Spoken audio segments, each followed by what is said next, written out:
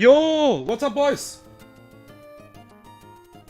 Let's hope I'm not failing my coffee log again. Okay. Also, my voice is completely trashed right now. Alright. Emerald Kaizo, E4, attempt 1 with Mudkip starter. Mudkip is not in the E4, or like Swampert is not in the E4, but that was kind of obvious anyways for me. But yeah, we can talk about the starter because I used all starters now in Emerald Kaizo, so I can pretty fair judge them. I think Swampert is not bad for sure, but the problem is you have like a similar Pokemon like Swampert, Wishi, Kashi, what is basically doing the same job. Swampert is better for sure. Swampert is better for sure, but it is pretty similar. The job is pretty similar. Okay, let's talk about the box. 29 deaths in total. I hope. Let me just check pretty quickly. Yeah. Voice should be fine. Yeah. Okay. 29 deaths is obviously something, but that is, I think, kind of normal in Emerald Kaizo. You need to sack some stuff in the late game. And that is a death box. So we have 29 deaths in total. I think this is correct. Yeah. 6, 12, 18, 24, and yeah, that's correct. Okay. So, Meryl died in the Roxanne fight. Seeking died in the Watson fight. Ariyama got sacked against Maxi 1.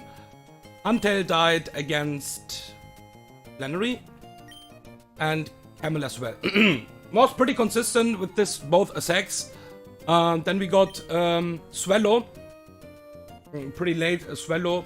Pretty garbage Swallow actually. And then I misplayed in the Venona gym on the trainer, and I was okay, I fucking sacked this. 0 attack, bold nature.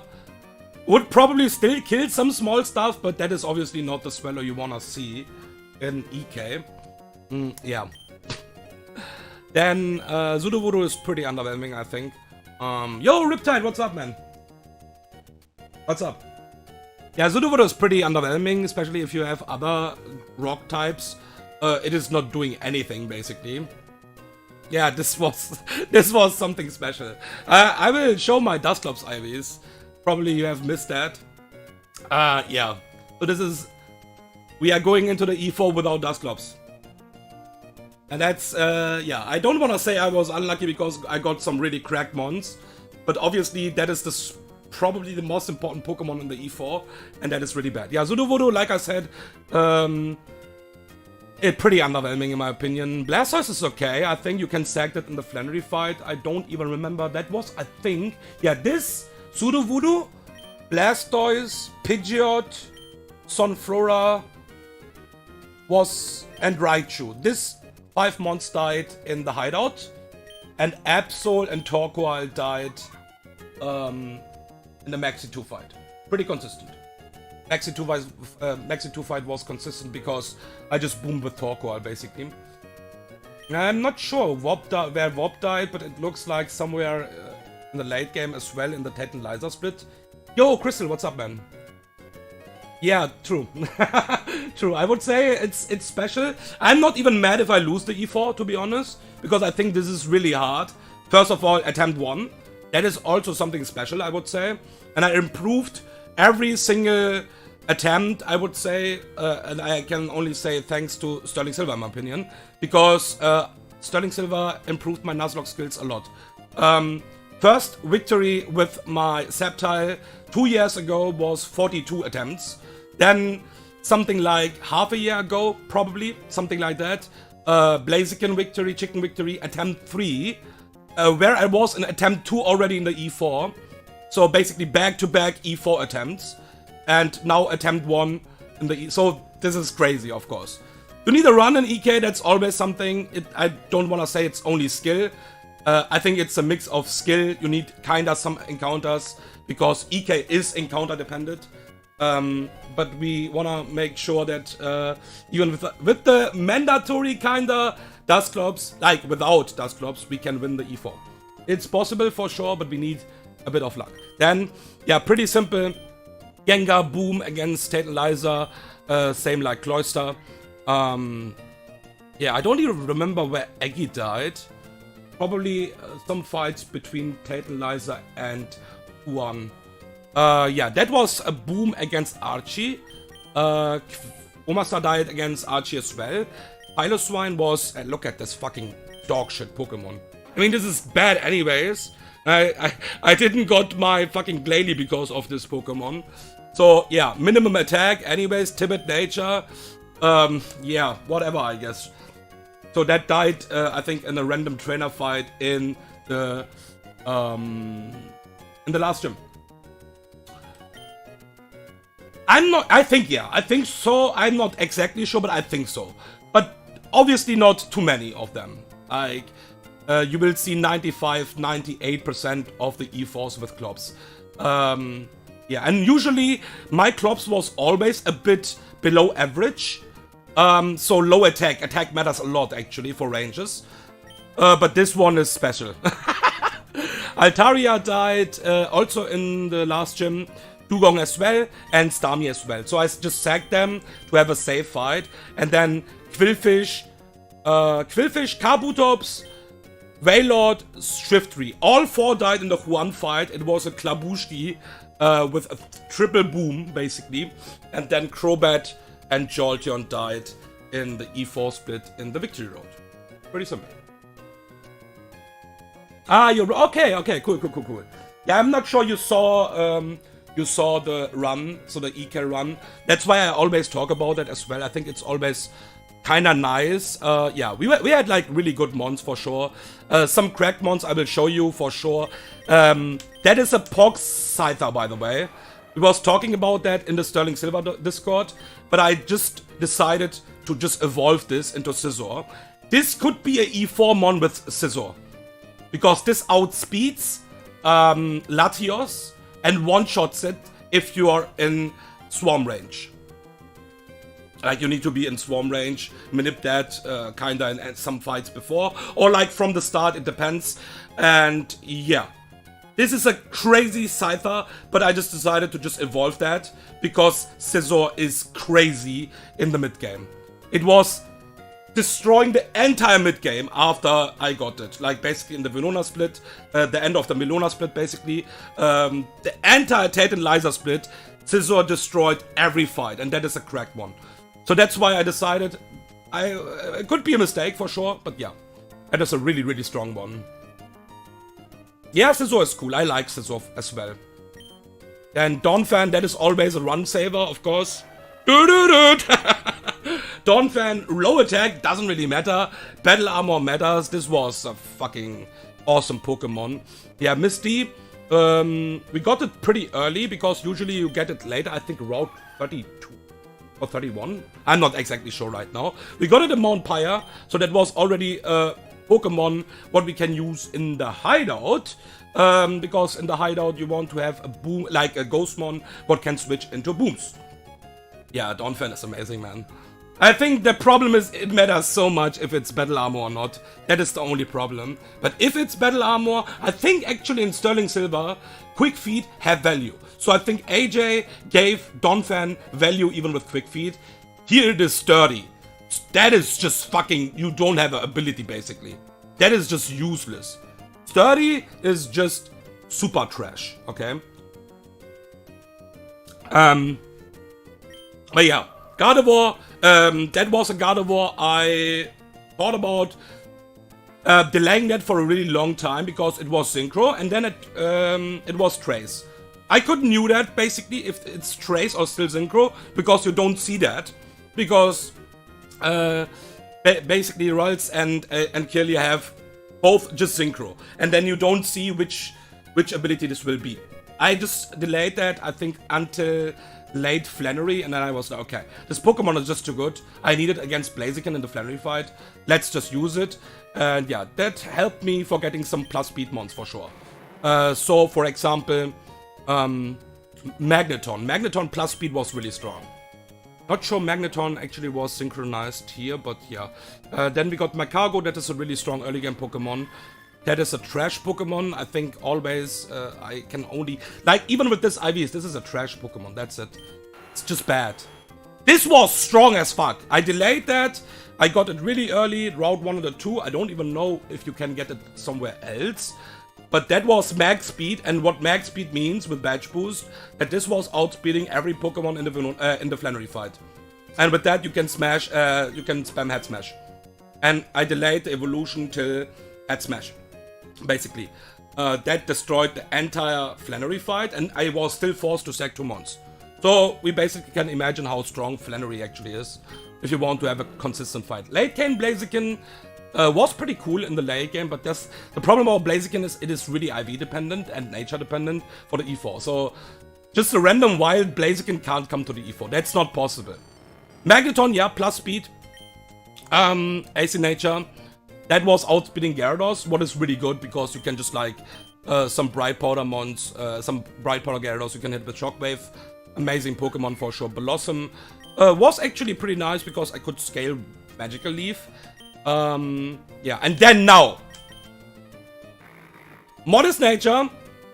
So the run was so fucking on the top before I got this Pokemon, and then I was okay, let's get Dusclops. Let's just see. If I get a decent Dusclops, this is a really good chance to win the E4, and then we got this one. So this is basically the worst Dusk you can have. It's not possible to have a... Yeah, that's just the worst Dusclops you can have, basically. So the 4 stats what matters is HP, Attack, Def, and Special Def. And these 4 stats are all on 0. And it is minus Attack. This thing was not even killing Deoxys with Shadow Sneak. There's no reason to bring this, okay? No, Clopsless is not dead, but I'm just not bringing it. There's no reason to bring this Pokemon. It is not doing the job what it needs to do. I'm not even talking about Latias ranges. Like, obviously it will miss the range. It is not even killing Deoxys. You know, that's the problem. That is the worst thing you can have, actually. I always had, like, below average one, but this is really bad. That is the worst Dusclops you can have. Okay. Hitmonchan is really cool, I think. Let's just make it a bit quicker. Gyarados is Gyarados, like always. Pretty good for Intimidates. Gyarados is not crazy in EK, because like your step move is basically special, and Bounce is a fraud move. So you're frauding. It was Bold Nature as well. And yeah, Bounce. We was using Bounce against Mat 1. If it dies, it dies. And Gyarados was Plot Armor. I was risking it in the Mat 1 fight. Risking it in the entire hideout. Risking it in so many fights. So, because Gyarados at some point can just die. It's fine. You don't need it anymore. And it just survived the entire run, basically. Lapras, pretty cool. It was guaranteed encounter, but you don't catch it guaranteed. And that's why I was forced to, like, try to catch it for, I don't know, man. Because it have Roar. So you can basically miss that. It's possible. Kingdra, yeah, decent Pokemon like always. Mantine didn't use that too much. And yeah, Swampert, Shiny Swampert, my starter. Yeah. Like, there's no argue about that. That Sceptile and Blaziken is just straight up way better. But Swampert was better than expected. I didn't thought Swampert will be that useful, especially because we have perfect IVs and neutral nature. Because I don't want to... Like, the problem about Swampert is, in my opinion, any negative nature is bad. Okay? Any negative nature is bad in this game. You don't want to have minus speed because you Swift Swim, so you outspeed mons in the rain. You don't want to have minus special defensive, because why? Minus def also, because it's pretty bulky. This thing is bulky. This thing could hit, like, eat Hydro Pumps in the rain from some mons without dying on a crit. Imagine, that's Swampert. It's pretty bulky. And that's why neutral nature, so we can also hit pretty hard with the water moves, because they are special. And yeah, Amaldo is always a run saver. I mean, in my opinion, it's one of the strongest mid-game mons. If it's battle armor, and it is battle armor. Flygon, I don't remember how good this Flygon was. It's okay. 3 attack. Speed is... I think if you're not minus speed, minus attack, it's fine, I think, always. Meeting 3 raw men... compared... Yeah. I mean, Big P is always a Venona hero. It survived somehow after that. Lantern is obviously a really strong Pokemon. Was also pretty decent. You don't care about the special attack and then about the speed. And yeah, don't be surprised about my team, by the way. My team is cracked as fuck.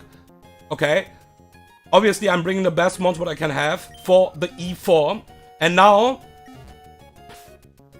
this is the team, okay? I already posted a screenshot in the Sterling Silver Discord yesterday. And yeah, this is the strongest mans you can have, basically. We remember Pichal had a naughty 31 attack. This is the craziest mans you can have, basically. This is illegal, okay? And the most important thing even is, because that would mean a straight up risk, this is faster than Houndoom. And that is crazy, okay? Without being plus speed. Because this is nearly max speed IVs. This is the craziest mans you can have, okay? Yeah, we don't obviously have Draco. I think AJ told me that there was actually Draco TM back then. I was not playing. Holy shit. That would be fucking insane. But yeah, obviously, we don't get stuff like that. We have, like, in the mid-game Dragon Breath, while the AI is spamming Draco Meteor. That's pretty much EK. Arcanine! That is my favorite Pokemon, we all know that. Look at this IVs, dude! So that's why I'm saying, I can't even complain to get a bad Clops like that, because I got a lot of good ones as well, okay? So, Arcanine, everyone knows that, at least in the Sterling Silver Discord, and everyone who's knowing me a bit. Arcanine and Charizard are my favorite mons, okay? Yeah, this is basically chicken. This is basically chicken, okay? So, Arcanine is really hype for me in the E4. It is not doing that much what chicken can do, but actually, in the Steven fight, this can do even more than chicken only, okay? That is the craziest thing. We have a scaled Heat Wave. We have Wild Charge, Extreme Speed, Overheat. I think Wild Charge doesn't really matter, but it's a pretty good move still. Yeah. Then, Relicant. It's pretty fucking slow, but it's Swift Swim. 0 attack, but plus attack nature. And with that, it is strong enough for the E4, okay? I think I have the white. I need to check that in a second. Yeah. Like, this Arcanine and this Mans are crazy. This is a pretty decent bro. Pretty decent. I would say it's average. A bit more above average HP.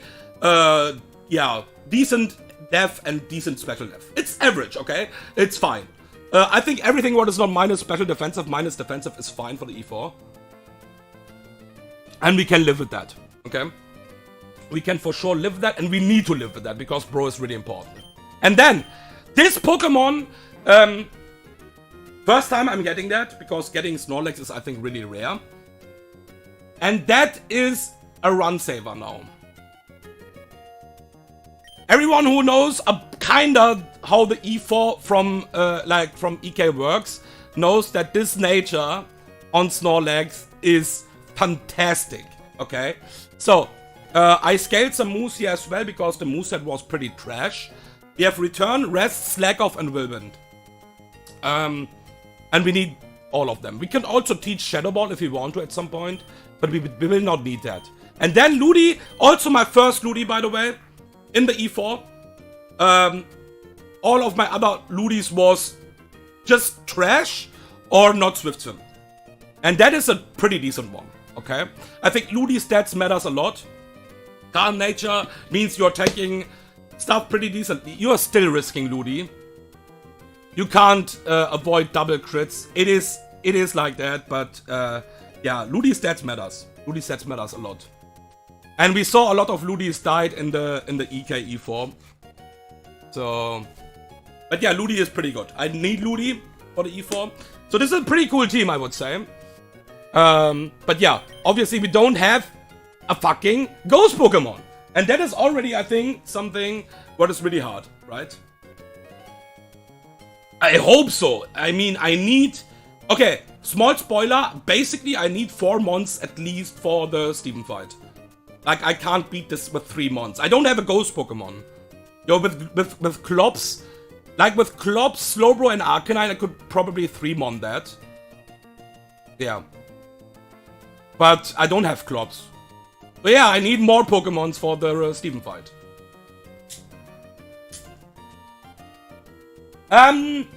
No, Camo, I think we have a play around that. I think. Let's see. I have a play around that, okay? I have a fucking play around that, so let's see. Okay, I would say let's start. We don't have that many stalls as well. So I would say... let me just check that I have everything what I need. We have 4 scales left, by the way. You get 20 scales in total in this game. And we have 4 left, so yeah, we use a lot of scales. But I think that is kinda normal. Then I need the white herb. I have hyper potions and some eaters. I think I don't need that necessary because we have leper berries. But yeah, soft sand, charcoal, mystic water. Yeah, I don't need anything else here anyways. And then we have obviously enough berries. Yeah. Okay. I want to do EK. I started a run alongside and friend, and we just had a timed... Oh, okay. You are... The thing is, I personally started actually with EK before Sterling Silver, and that's why I think I already knew basically, what a hard ROM hack is, basically because EK is harder than Sterling Silver. It's just not designed around Nuzlocking. Like, EK is unfair basically in like a lot of spots compared to Sterling Silver. Sterling Silver is super balanced. It's hard, decent hard. The E4 is really hard, but it's not unfair at any point, in my opinion. Okay, let's go.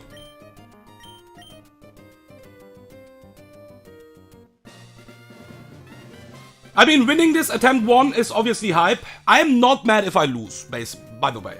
I'm not mad. I mean, I am just trying to do the best what I can. And yeah, some fights are not consistent, of course. Because we don't have a ghost Pokemon. And that makes stuff way harder, okay? Okay, so we are leading the first fight with Mans. That's pretty classic. I need to open my docs. Not my docs, my notes. And there is the Sydney fight. Yeah, and we don't need to stall that much. That is a good thing, okay? That is a good thing. I don't think this is nice content. But at some point you have to do it in EK. It's like that. The good news is, let's fucking go, first of all. And the good news is, we only need to stall Sableye in this fight. What is really good. It will take a while, but we only need to stall the lead Pokemon. Okay. I think there's one overlapping role with Shadow Ball here. That is always a thing. We have to kind of risk that. And we will always switch.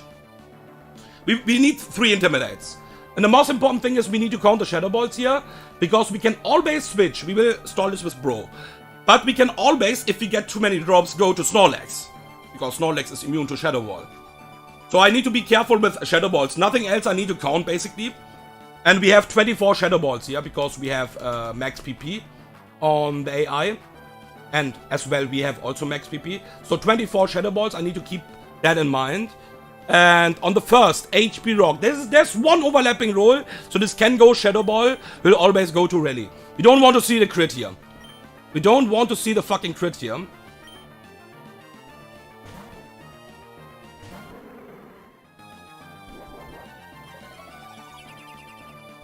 Okay. Nice, no crit. And this is always Brick Break. This is consistent. So this is Intimidate number 2. We don't need to count Brick Breaks. We only need to count Shadow Balls at some point. There's a Brick Break. It's fine if this crits, by the way. It's okay. And this is, again, HP Rock. One overlapping roll. But that is really unlikely that this happens, okay? So what we're gonna do, we go again to Rally. We have the Berry if this crits at some point. But yeah, we don't want to see that. We don't want to see that, of course. There's Hidden Power Rock again. Nice, no crit. And now we will use the third Intimidate. Not with Mans, we will use it with Arcanine, because we don't need Arcanine for the first fight. We are never there to a crit here, and we'll just use Arcanine for the third Intimidate, because I want to save HP on Mance here right now. So this is always Brick Break, consistent. That is the third Intimidate now.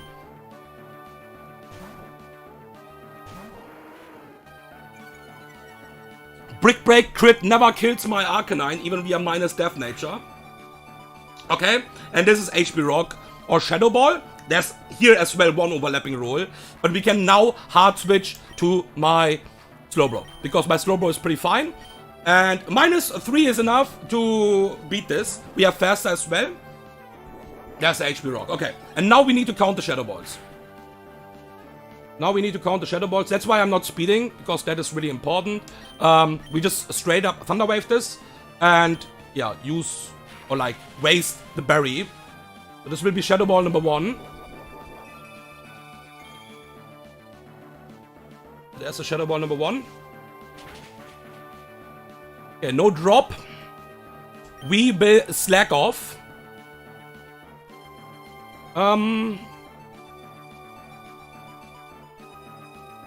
Yeah, we will slack off. Does it bring anything to slack off here? I think we need to Thunder Wave this. If we get a drop, we can switch out. Yeah. So Thunder Wave this. Because we are not in Shadow Sneak range. So this is 2 Shadow Balls. Okay, no drop is really good, and that means we just slack off now.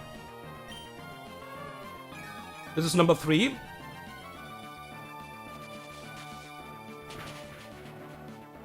Okay, cool. Now we flash. Number 4, missed. Very good. Okay, we missed as well. This is number 5. And we got a drop. We switch out. This is number 6.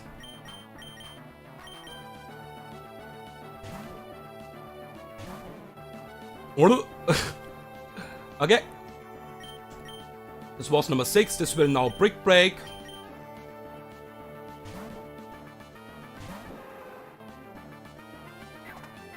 Okay. Now we slack off. This is number 7. Asshole, don't drop. Okay. Slack off again. Number 8.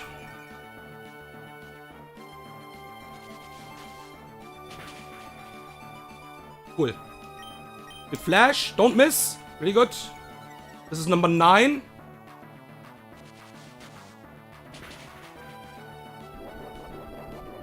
Okay. This is number 10. Nice. Full para is really good, and that means we can just recycle.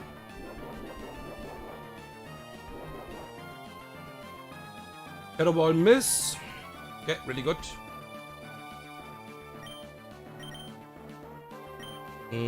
We flash. Okay, full para. Yeah, this is really unlikely that we even need to switch out here, but yeah, it's still hitting the Shadow Balls. Asshole.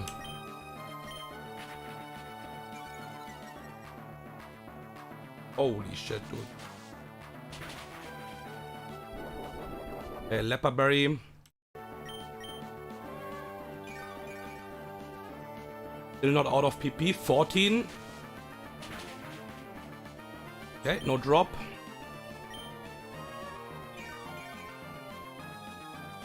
Full para. That's good.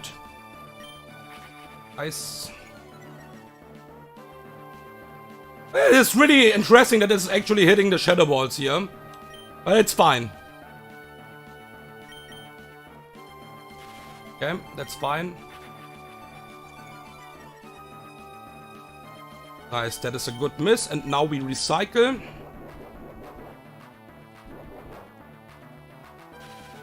Full para. We recycle again to get again the Leperberry. So yeah, this will take a while. This was 16, I think. I don't need to count that. Yeah, carefully anymore. Because I don't think we will be in trouble anymore. Yeah. Flash cannon. Okay, that it is already -6 accuracy. Remind me, is it random move when highest damage is gone in this game? Yeah. It's basically like Gen 4. I don't know how it is in Gen 5. I think you are the goat in Vintage White. How it is in Vintage White, for example. But most games are like that. If highest damage is out, at least I played, AI will go for random move. Okay. Yeah, we can just spam Slack off now. Shadow Ball miss. I think that was 17, 18. Don't think we will be in trouble anyways now. Full para, really good. We will just recycle the Leper Berry. Shadow Ball miss. Yeah, this is free now. Because it is just missing the attacks. Shadow Ball. I will not switch out anymore, even if we get a drop. Because that is too dangerous, because I was not counting that carefully enough. But we don't need to. Okay, it's out. Alright, I will just give you guys some music here, because I need to basically, okay, I will explain that now. We need to basically let this struggle till 15% HP to make that consistent. So this will take a while, because it will get a lot of full paras, it will miss a lot of struggles, and struggle damage, and this is really special. So yeah, this will take a while now. Take something to eat. Yeah, listen to this music or whatever. You never need to PP stall anything. Okay, that's cool. I think I want to actually at some point continue my run for sure. I'm just like sitting somewhere in the, I don't know which split that was even. But yeah, my goal is for sure run and bun after that. That was a goal for a long time already, but yeah, I think I'm ready. I'm ready to die inside. Yeah, this will take a while. Shadow Sneak is a lot of PP. So yeah, this will take now probably 20 minutes. But that is the only Pokemon I need to stall in this fight. So you will not see that in this fight at least again. Oh yeah, Berg Split. I mean, you know that you even know it better than me. But yeah, I'm fucking old, man. I'm just like, I can't remember stuff like that anymore. This music is perfect, yeah. I like that. I think like a lot of stuff from Auras even. Like, I'm not an Auras fan, but Auras and Sun and Moon, a lot of themes are really amazing, to be honest. Yeah, run and bun, I will probably die inside, but I will obviously try to not take it too serious, at least on the start. But yeah, I know if I wipe in the late game, I will die inside already. How are the Guzma calcs going? Guzma 3. I think I have to play Gen 7 at some point as well. Again. And to be honest, I think the ROM hacks are not that hard. That you need to actually know basically everything in Gen 7. And I heard about some stuff that it is like a lot of random stuff anyways. I think you can beat the games without knowing everything. It's same like Sterling Silver. Like, a lot of people just beat it, Sterling Silver without knowing, like, a lot of stuff, okay? So you don't need to basically know every quirk about the AI. The AI in Gen 7 is spaghetti. But I think the most impressed stuff in Gen 4 is that even now we are getting new knowledge. And I can even say that I'm still learning, kinda. That is interesting, but yeah. Okay. I think Gen 4 AI is really nice if you wanna improve your Nuzlocke skills. It have obviously a lot of quirks, and you will be frustrated at some point. But that's only the case if you don't know too much about the game. So it is. Some stuff are not understandable, because Game Freak was for sure smoking something. I'm just telling you something. I think a lot of people don't know that. I can already say at least 90% or maybe even 95% of the Sterling Silver Discord don't know about Trick Room. If they have Trick Room in double battles and the Pokemon is last alone, Trick Room is minus 30 score. That is the highest score, I think, in this game. Like minus 30. We are talking about minus 30. Immunity is minus 10. So it will basically, like if the Bastion in a Desmond fight would have Boom, for example, it would use Boom on a Ghostmon over Trick Room. If it's alone. No, it's minus 30, man. That is so cringe. I don't know what Game Freak was smoking there. But yeah. Okay, the only thing we need to keep in mind is that we need some slack-offs for one Pokemon. We will not stall, but yeah, we still need slack-offs later on. But yeah, you can see we are already doing our shit. This is getting struggle damage. This will take a while. We need to let this Sableye drop really low. And meanwhile, we are chatting, I guess.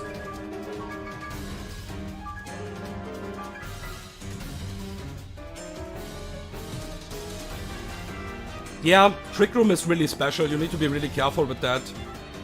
I think there's a lot of stuff you need to keep in mind. Because, like back then, when I was beating the game, even in my first one technical reset run, I didn't knew, like, at all everything. We didn't have the dogs, the Gen 4 AI dogs. A lot of stuff was missing, so I can't even blame myself. But there was a lot of stuff what I was missing in the first victory. And especially double battles are way more complicated than you think. Like the most people think. Like at least if you want to play really consistent, double battles are really tricky. Just because of the modifier, just because how AI works in double battles. Switch AI, for example, in price, a lot of people don't know that. The calc will tell you, for example, because the calc thinks it's a single battle fight. The calc will think phase 2 switch AI, for example, is because calc is single battle. It will think Blizzard is the highest damage in phase 2, while Ice Beam will do more damage because Blizzard is reduced in double battles. And the AI in-game knows that. And the AI in-game counts for double battle. Like, calcs for double battle. So a lot of stuff you can miss, actually. And it's not like I learned that stuff straight up. It was... it took a lot of runs to learn a lot of stuff, I would say. As Sableye is getting lower, slowly, slowly. Yeah, this is a consistent way because the problem is why we are doing this is because we don't want to get too many struggle hits on my Relicanth, because that is the Pokemon we will switch in after that. And we only want to basically get the switch in hit, and after that we want to just kill it. We want to kill it with EQ, and yeah, it will take a while. Yeah, this is the first one of the... But I don't need to stall at least in this fight anymore after that, okay? So yeah. That is the only consistent way. I could already switch. If I want to ball, I can already switch because this is minus 6 accuracy. It is paralyzed. So technically the chance for hitting me is really low, right? But we know how EK works. Dugong can, even with minus 6 accuracy and with being paralyzed, freeze your fucking mon. What happened to me, basically. So yeah, you need to be really careful, actually. Yeah, this is the same, basically. But I think we are more offensive this time. This time we are way more offensive than usually. Because you need to stall, like, nearly every fucking Pokemon in this fight. Most of the time. And this will not happen. Okay, we have Recycle, we have Leopard Berry again. Yeah, it is getting lower. That's why I'm just speeding. Because otherwise this will just take years.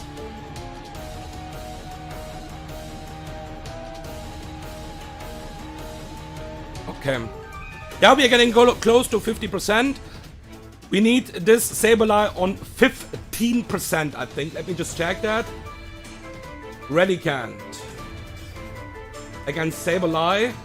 EQ 16.9% minimum roll. Yeah, so a bit higher than 15%, basically. Yeah, this will take a bit.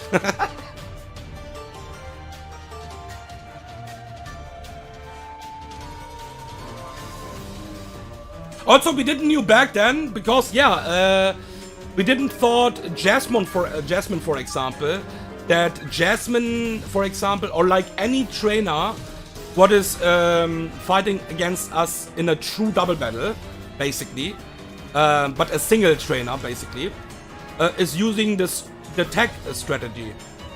Oh yeah, that is also something we didn't knew about back then, of course. And that's why the super effective and the resist modifier is so important in that fights even. I think for one tactical reset run, all of these double battles are so fucking dangerous. Like every single one. Every single gym fight where you have to fight a double basically is really, really threatening for one tactical reset run. Because it is so easy to miss something. That's the problem. And the problem is small mistakes are so punishing. I mean, my good friend Joy in the chat knows that. Sadly, that happened to me as well, really long ago. Like you can even wipe on a random grunt because you missed something.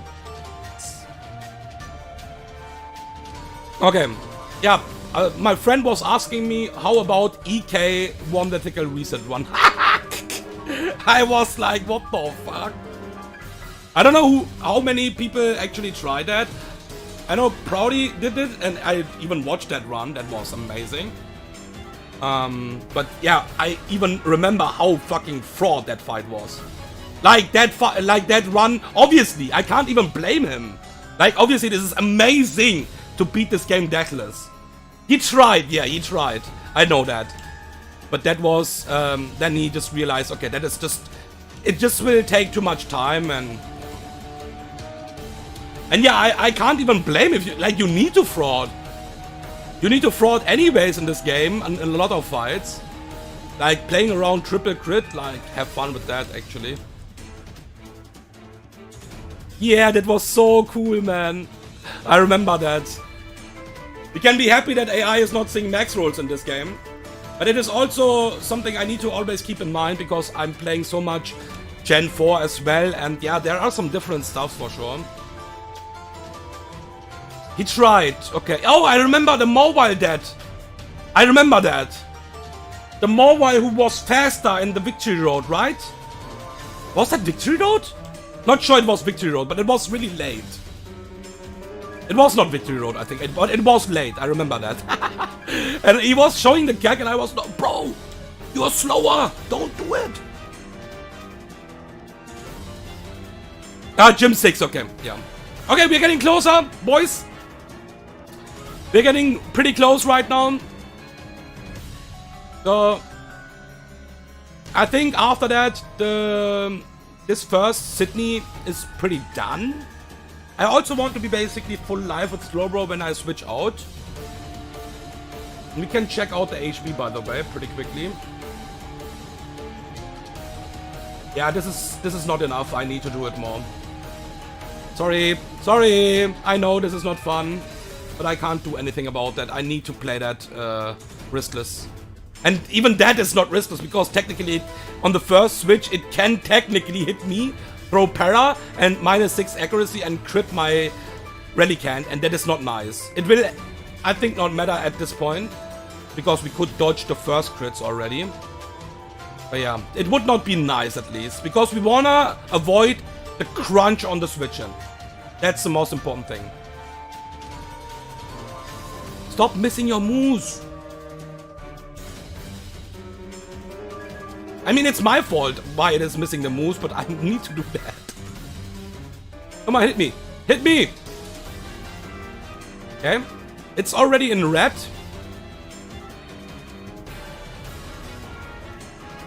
Okay.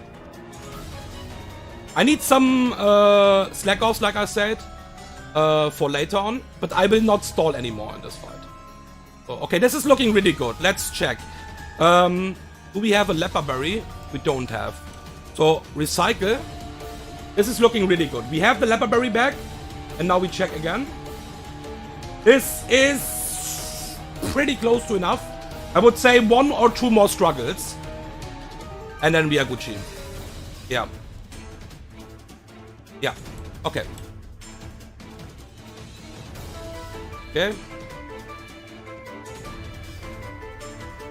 Full para. Let's recycle again. Come on, hit me, asshole. Nice, okay.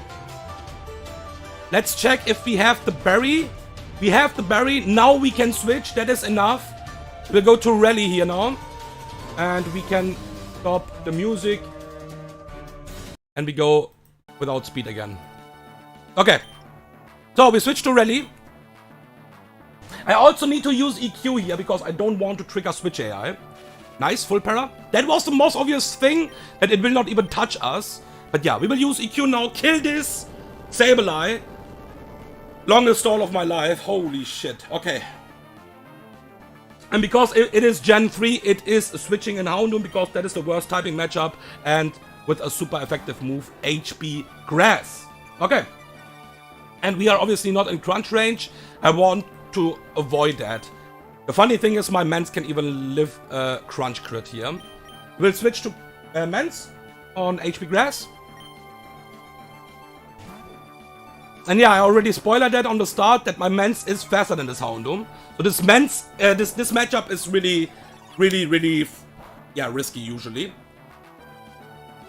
And we have the Shell Bell for later. So, we kill this always with EQ here. Air slash kills as well, by the way. We don't have EQ for Houndoom, exactly. But yeah, there's the Houndoom gone. And that is a really super rare case. I can already tell that, or say that. We are just straight up one-shotting this Machamp as well. Usually you need like really high attack, Sharp Beak. Sharp Beak, what is a random item what you can get from Wild Dodrio? I think 5% chance you will not have Sharp Beak usually. Most of the time you're just like missing that. And good freaking night, Machamp. Okay, phase 2 switch AI. This will now go to Jolteon. And because we are full life, we always survive a Thunderbolt crit here. This can still paralyze because I have the Shell Bell. With the Shell Bell, I'm playing around double crits and stuff like that. So this can paralyze me. If this is Thunderbolt, paralyze into full para, I need to switch out. But if not, this will just die now with EQ.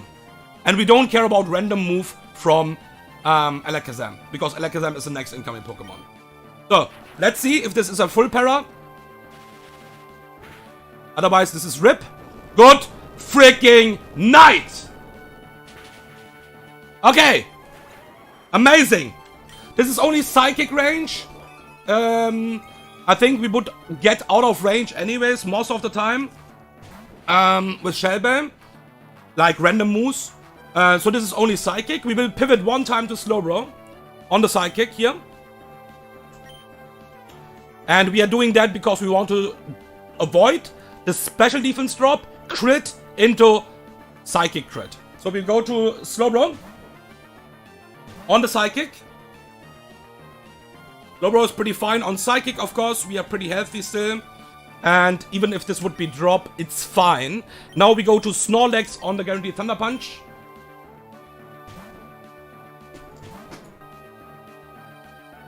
There's a Thunder Punch. With that, we could avoid the Fiction with special defense drop crit into, yeah, crit again. And return straight up kills here. We are never dead, obviously, to Psychic. Snorlax is fucking bulky. Look at this. Look at this! Tanking it like a boss! Good night!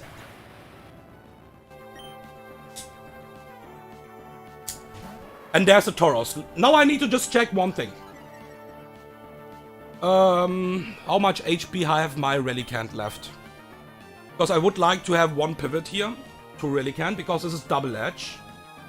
And if this double edge crits, we are super safe. We are super safe. Okay. So, we can do this pivot to rally. This is always double edge. Yeah. And then we go to Mans. on the guaranteed EQ, Intimidate is one time, and Bro wins. Okay, even if this crits, it's fine. Because we still have the berry and this is guaranteed EQ only. It's really hard to bait consistent moves against this without a rock type, by the way. Because Double Edge is most of the time just doing more damage than super effective EQ. Or like have overlapping rolls. And in this game, overlapping rolls exist. So you need to be super careful with that. And now Bro just wins. Hard switching into Double Edge, it's fine. Because we are safe. This is -1. We are obviously Shell Armor. And we just slack off until this dies to recoil. Not in danger. And we always rack more HP than this Tauros can do to me. And yeah, this will die to recoil. I counted that even on -1. This will not use random moves. So we just slack off until this will die to recoil. Okay, Sydney done. I think that was pretty decent. I think we could be a bit unlucky with the Mance Jolteon matchup, and then my Snorlax is not full life. But the good news is Alakazam is switching into Snorlax. That is a good thing already. So basically, we don't need to switch anymore, and then we would beat that anyways, I think. But yeah, we could get a bit fucked against this Jolteon with Thunderbolt, Paras, and stuff like that. Okay, Sydney is done. No, I can just give another Leper Berry. We have basically infinite Leper Berries.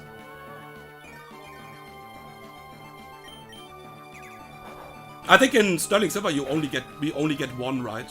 Yeah, I think we only get one, but it's most likely not even used. I used that in my first E4, by the way, in Sterling Silver, because I was EK pilled. And I even used Bro and stuff like that. And then I just realized Bro is obviously nice. And that's my opinion, don't get me wrong. But Bro is not the strongest Pokemon in Sterling Silver. Like, for the E4. There's, like, way better mons in my opinion. So, the good thing about Sterling Silver is that the anti-E4 is not encounter dependent. You can beat it with so many mons. There are so many good mons in Sterling Silver. Yeah. Okay. Yeah, in Sterling Silver you only get one, that's the problem. Okay, now, let me open my FOB notes. This fight is, I don't like that. I don't like that fight, but we should be fine, most likely. We should be fine, most likely. I'm just saying most likely. Okay, so, Mance is holding a Lumberry in this fight. Let's remove the items first of all.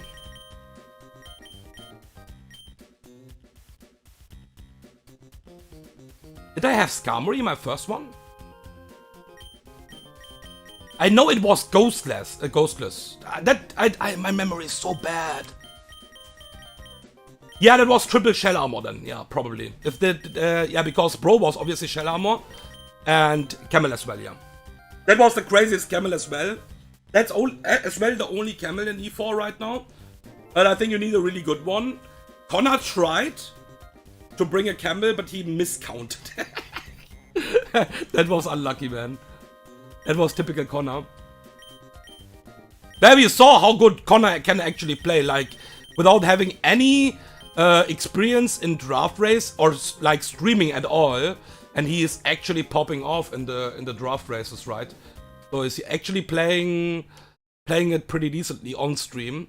And that's why I think he should just like stream. It's so amazing. But I can also understand you don't want to stream everything. Like, basically, I couldn't, like, stream every run, of course. That would be way too much, like in Sterling Silver, for example. Okay, we need Lumberry. Let's just full Ether, first of all, everything. We just need to use that on EQ here. We want to use that on EQ. Recycle.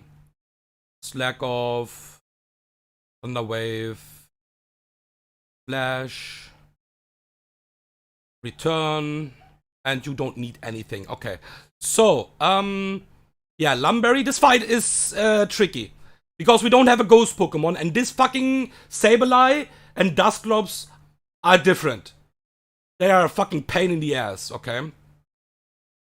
Lumberry on Arcanine, and we need to wake this Pokemon up now. Lumberry on Relicanth. Leperberry on Slowbro. And then we have Aguav. This is not doing any shenanigans on my Pokemon because of nature. I already checked that. And you can hold that as well. Yeah, like every run is too much. Every run is too much, of course. Like it's also... yeah, stuff like that, I think you'd always kinda want to stream that. Even if you don't want to stream that, it's fine if you're just doing it for yourself. But don't complain if your run is not getting into any Hall of Fames. Like, if you don't stream Run and Bun, for example, I think it's completely fine if you don't want to stream that. If you're just playing it for yourself, absolutely fine. Like, no one will ever complain. But don't complain if your run is not getting into the Hall of Fame. Because, yeah. I mean, yeah, it's kind of obvious, right? But if you're just playing it for yourself, then you don't care about the Hall of Fame anyways, right? I would say. Okay, so we have Lumberry, we have everything correct here. Yeah, this is tricky because we are having the Gengar lead on the start, and we don't basically have a straight up Gengar answer. But I have a solution. We have Rally, and Rally is... okay, I guess. Lumberry, Leperberry, yeah, that is fine. Snorlax. And this is fine as well. This is not doing anything in this fight anyways. Okay, I would say let's go, guys. Yeah, I think he was... yeah, I think the Run and Bun community is kinda mad about him because he was trash talking that too much, probably. I'm not sure what exactly was the reason. It's sad, for sure. I'm not a fan of closing anyways, but I think if it's a bug or like, yeah, I would say something what is not documented correctly, you can always close it in games like that. I'm obviously also not a big fan of closing, but yeah, in games like that, I mean, it's custom AI, and if it's not something what is not documented correctly, yeah, it's your right to close that, in my opinion, at least. Okay, let's do it, my boys.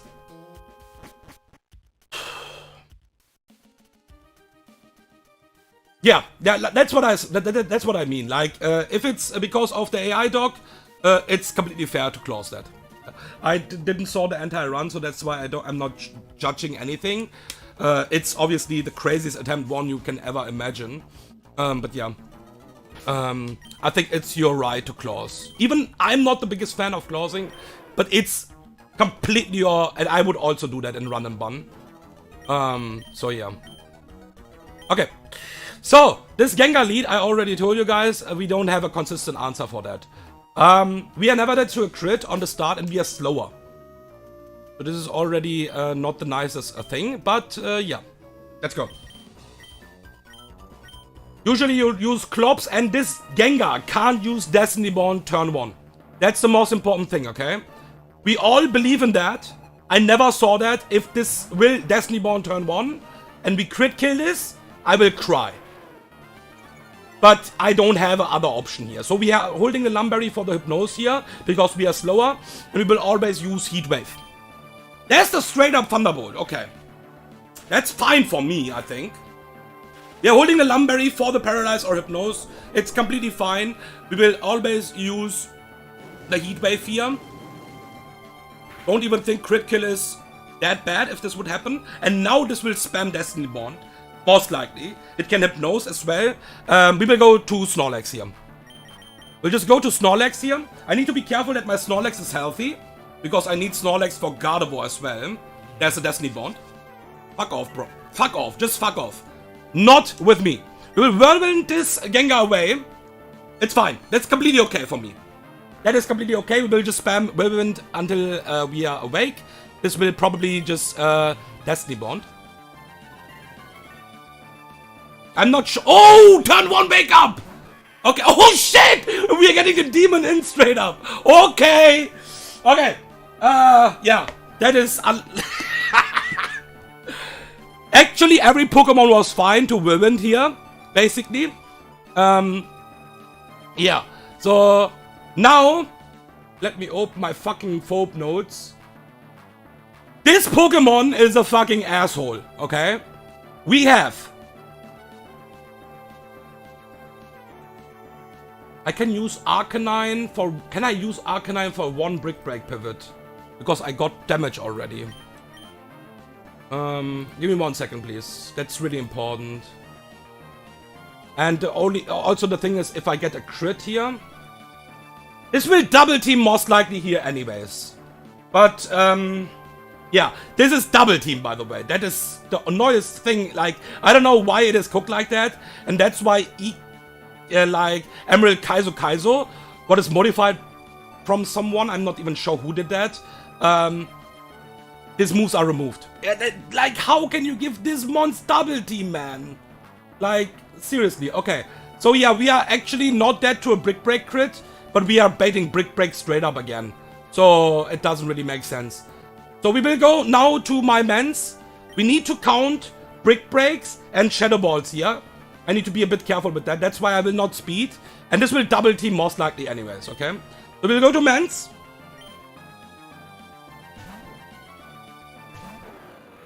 We'll intimidate this down. Yeah, there's a double team. Asshole. Fucking asshole. Okay. This is double team again or Shadow Ball.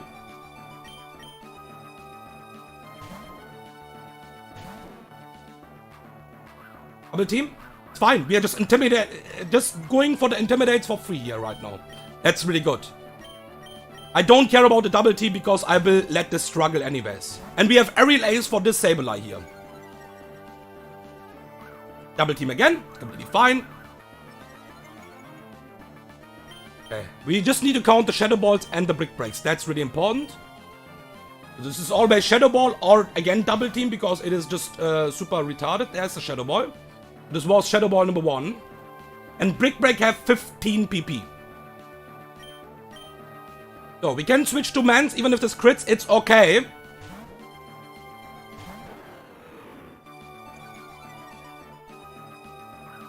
Asshole. That's completely fine. It's completely okay. We are just intimidating this for free right now here. So, Snorlax again. We are also not pressure or something like that with any Pokemon. There's a double... This guy is just going crazy with double teams. I will go 1 time again to my mans here to intimidate this again. And after that, we can just use Snorlax and Bro. And there's a Brick Break. That is Brick Break number 1. No crit. This is really good. This is probably even out of double teams. Or like it's max anyway, so it will not use that anymore. Probably, I'm not sure. I'm not counting that because I don't care. Okay, Shadow Ball number 2. Okay, this is Brick Break always. Now we go to Bro. Brick Break number 2. If we get drops, we just switch out. I'm counting that really carefully now. Okay, this was Brick Break number 2. You are faster than me. Or I'm faster. Give me 1 second. Yeah, you are slower, but Dusclops is faster. I need to keep that in mind. So my Slowbro is actually faster here. So we don't need to slack off straight up. It doesn't bring anything here right now. So we just use 1 flash. We will miss anyways. Because this is like max evasion right now. But yeah, it doesn't bring anything to just slack off now. Oh! That is crazy! What the fuck? What the fuck? Okay, this was not Shadow Ball. So let's not count that. Okay, there's the Shadow Ball number 3. Tanking that pretty decently. Now we just slack off. Shadow Ball number 4.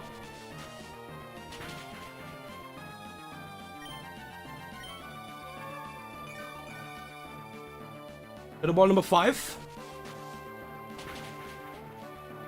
Drop. Switch out. Shadow Ball number 6.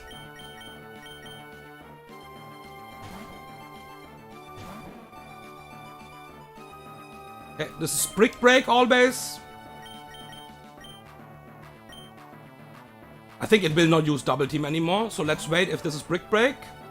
It is Brick Break. Brick Break number 3.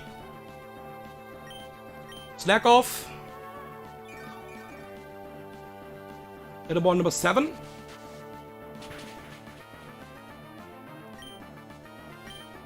Slack off. Shadow Ball number 8. Asshole. Shadow Ball number 9.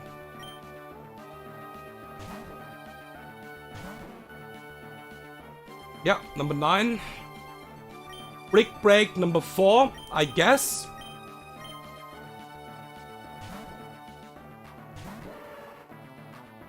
Yeah, number 4. Slack off. Shadow Ball missed, that was 10.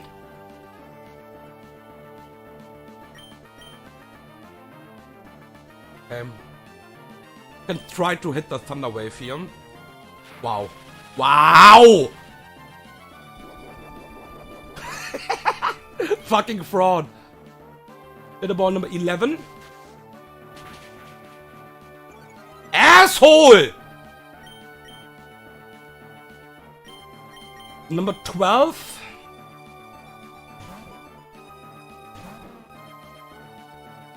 Okay. Half done. Break number 5, I guess. Let's wait. I think it has to be, yeah. Don't think it can double team anymore here.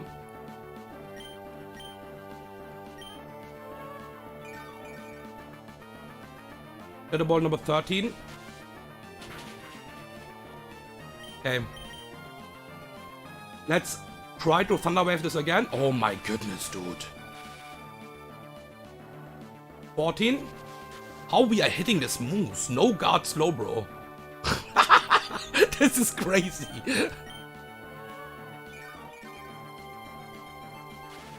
Okay, full para.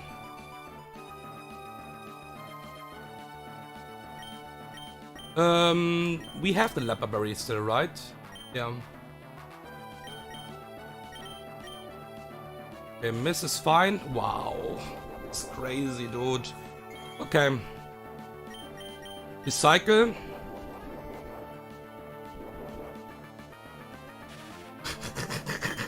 Getting wrecked, man. How we are missing? How we are hitting that? This is 70 accuracy anyways. Asshole!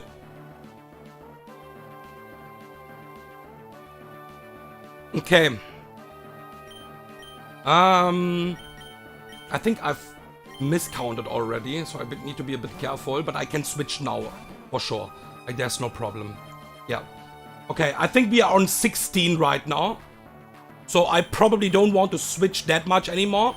I think we are on 16 at least at the moment. That's Brick Break number 6. Yeah, slack off. Full para. Get wrecked. 17. Okay.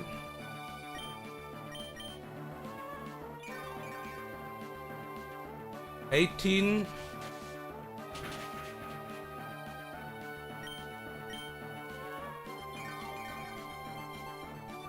$19. Okay, Leper Berry. We can just slack off now. Always. Until this is out of Shadow Balls. And then we can... Okay, whatever. You suck, man. Now we can recycle. We don't need to switch out anymore. Because I think I miscounted anyways. And it should only be 4 Shadow Balls here.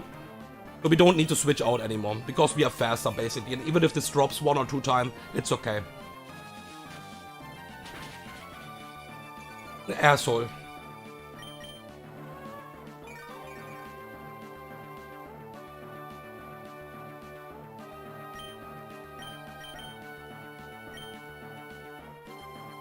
Okay. Leper Berry. I think it have 1 more probably. 1 or 2 more Shadow Balls. Kinda miscounted, but it's okay, I guess. Okay, miss. And that's it. Okay, now we can speed that up. Asshole, man. Recycle. Yeah, we have to do basically the same thing again, I'm sorry. It's not even bad that we got a drop here, because with that it will do at least a bit more damage. Because we need to go to Mens here after that.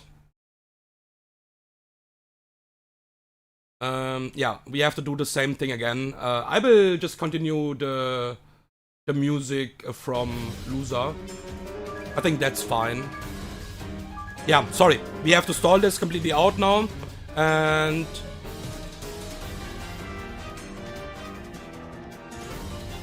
let me check how much damage my aerial ace is doing. 27%, so at least not that much. My fucking Mens is broken. Doing 27% to this with aerial ace is insane. Yeah, it's starting recover now. There's a struggle. Okay. Keep in mind we need like Leperberry and Flash for the Dusk still. So yeah, we don't want to switch out without having the Leperberry at least. I'm not sure this is -6 already. We will try to flash that down still.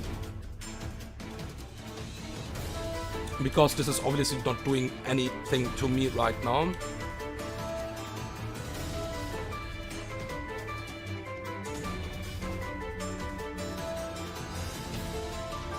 Yeah, okay, it's maximum. It's on maximum right now, so it can't go lower anyways. So we just slack off, recycle.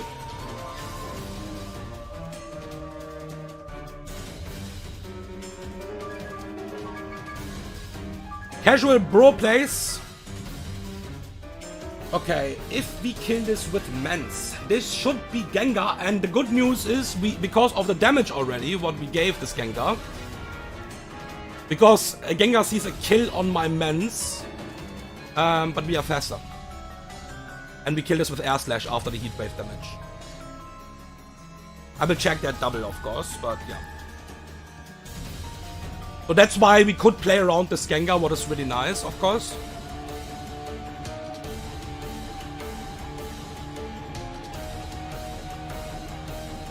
And I think we will also chain Ludi. What is really nice. At some point we should also chain Ludi. So Mens will kill probably after that 2 months.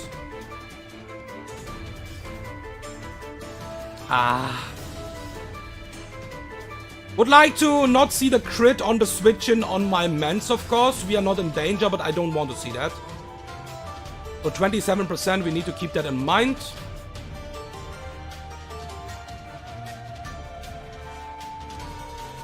And we want to be full life with Bro, of course. Because we have to do kind of the same shit against Dusclops again. And getting damage on my Mens means that my Intimidates are pretty... Yeah. 1 hour in? Yeah, that's normal for EK. Yeah, I would be done with my Sterling Silver E4. I can already say that. My E4 round 2 was already done in this time.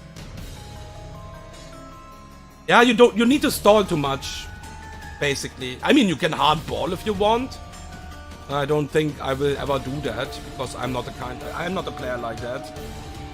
Like, imagine you're like having a attempt 1 run and then you're just like balling in the E4 against this fucking Demon Sableye. There is no consistent play because of double team as well. Like, what do you wanna do against this Sableye? And people are fucking complaining about the Sableye and Sterling Silver. You have so many plays against that, in my opinion. The only play you have against this Sableye is like, let this struggle, actually. Because of double team. Giving this double team is... That is a mess, in my opinion.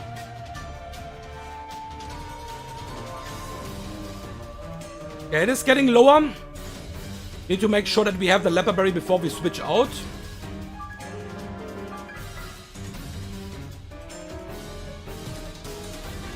Yeah. Oh, I remember when I did the EK and Sterling Silver E4 back to back. I mean, I'm old anyways, and that's nothing for me. I was so fucking... I couldn't concentrate anymore, and I did my only misplay in the Sterling Silver E4 I ever have done, I would say. I misclicked, and yeah, that's why I will never do that again, man. Okay, that is looking pretty close to 27. We need some more struggles. Leperberry. Yeah, we can check it out already how much HP that is. Doom. Yeah, let's give it like at least 2 or 3 struggles.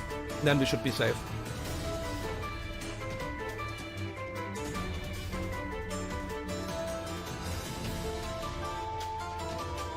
Okay, Leperberry again, recycle.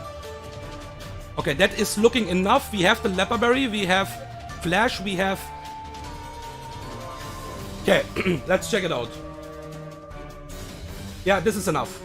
This is under 25%. This is enough. Okay, now the only turn where we need to be actually... I will turn down the music. But probably I need to stall anyways. Again, that's the point. So yeah, don't trick me with struggle on the Switch now. Please, come on. Don't do it. Just miss. Just miss. Just miss. Easiest way, just miss. Okay, cool. Really good. Aerial Ace, Klabushki. Alright. And now we should have let me just check that. Stabilize that. Stabilize betting. We are betting Ludi now. Yeah. Because it's the worst typing matchup. Yeah, cool. This doesn't have fake out. We are faster anyways. This is the easiest chain kill of my life. Because Air Slash will just completely destroy this. Don't misclick.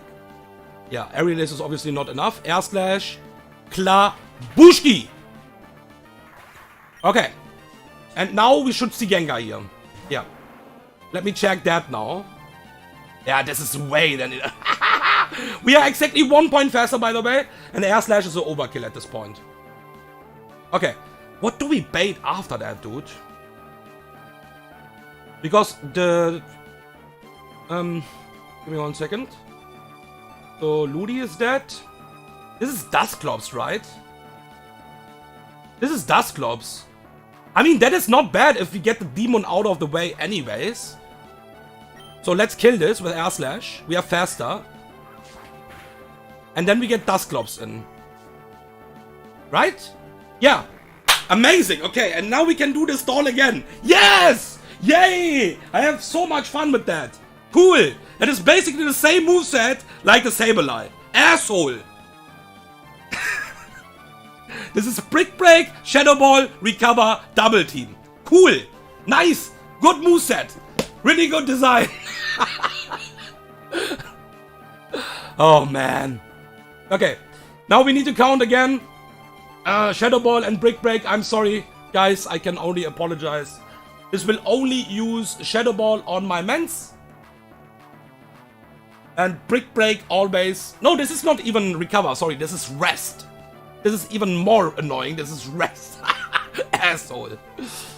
So, if you want to ball, you can just Aerial Ace here. Over and over and over. But obviously we are not doing that. And yeah. Fun, huh? So, we are going to Snorlax. We are hoping for some double teams here, of course, because we want to intimidate this down. We cannot switch to Arcanine. Because Arcanine actually got a T-Bolt on the switch in, on the start from Gengar. So usually you're expecting a Hypnose. But yeah, it can Thunderbolt, of course. So yeah, let's now be careful with this count, because this thing is a demon, of course. There's the first Shadow Ball. Not even that bad. And now this is Brick Break. Or Double Team. Mans being healthy here is really good. Mans being healthy here is really good.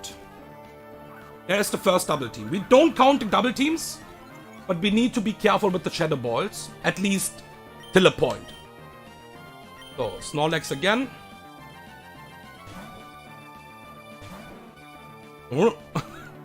There's Shadow Ball number 2. Counting that correctly now. Yeah, Intimidate is again. We want to have 3 Intimidates again. That is Intimidate number 2. 3 Intimidates are nice, I think, here. There's a double team again. And this thing is faster, by the way, than my Slowbro. We need to keep that in mind. This is really important to keep in mind, basically. Okay, Snorlax again. Okay, double team again, so we can just pivot one more time. Or no, like, no problem. We don't need that much Man's HP anymore for anything else, because Man's job is basically done. Let's see what move this is. Is this Brick Break? That is the first Brick Break. Nice, no crit. This is obviously nice. And now we just go back to Snorlax. And we will Intimidate us one more time. Because we can. Why not? There's a Shadow Ball. Shadow Ball number 3. And yeah, one more Intimidate. One more Intimidate. That is pretty cool, I think, here. Mance is still really healthy. This is really good that Mance is healthy. Should be Brick Break or Double Team again. There's Double Team. Asshole. Yeah, now we are Gucci. Now we don't need Intimidates anymore. Yeah, we just go to Snorlax. On the Shadow Ball again, because we don't want to switch hard into Shadow Ball, of course. Double team. Ah, fuck it. I will just Intimidate again. If he is just like that retarded, then we just like Intimidate one more time. That was 3 Shadow Balls and 1 Brick Break. Just spam double team, actually, this ass. Okay, there's Brick Break number 2. No crit. Really good. And now we just go to Snorlax. And yeah, now we should be fine. Anyways. This is -4, I think. Yeah, Shadow Ball number 4. And now we go to Bro. Brick Break number 3. Oh my goodness, dude. Can you stop? This is Brick Break number 2 still. Okay, we slack off because we are slower here. So we always slack off here. Shadow Ball number 5.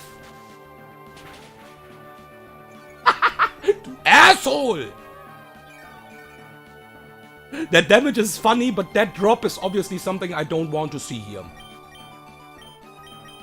Shadow Ball number 6. Yeah, Shadow Ball number 6. Let's see if this is Brick Break this time. Yeah, Brick Break number 3. Nice damage. We slack off. We are slower, so slow slack off. Shadow Ball number 7. Okay.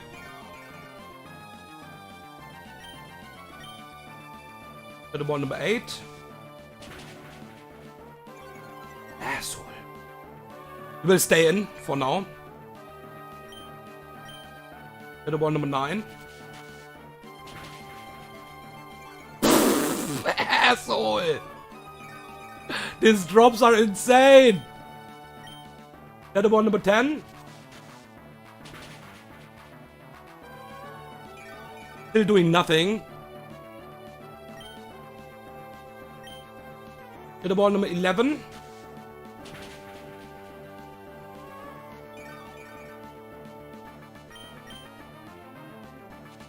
Shadow Ball number 12.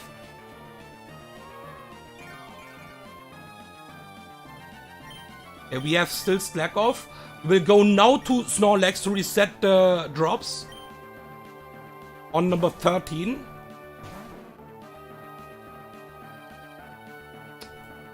Brick Break number 4.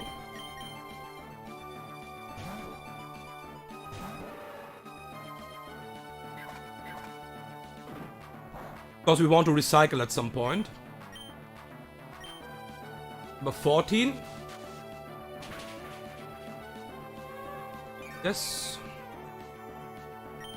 And number 15. Yeah, cool. Now we will recycle one time.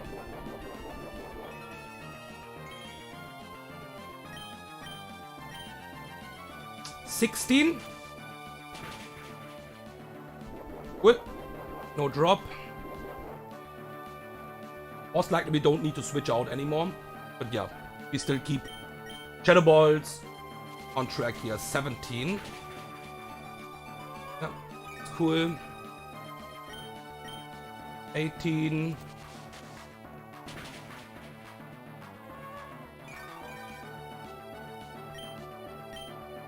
19.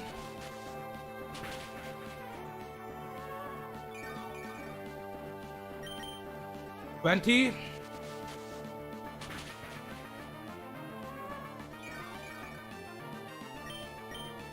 21.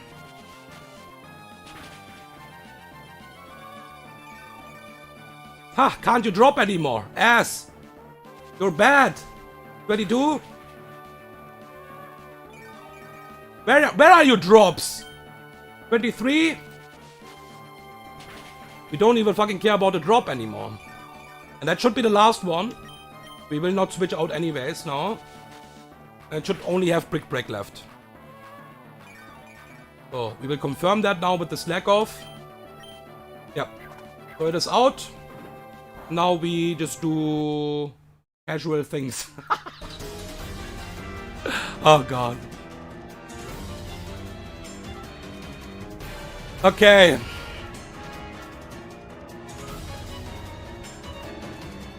Yeah, hitting this Thunder Wave and stuff like that is obviously a mess now. But we have time. We have obviously time. Can we hit one? Yes! Lumberry gone. Easy.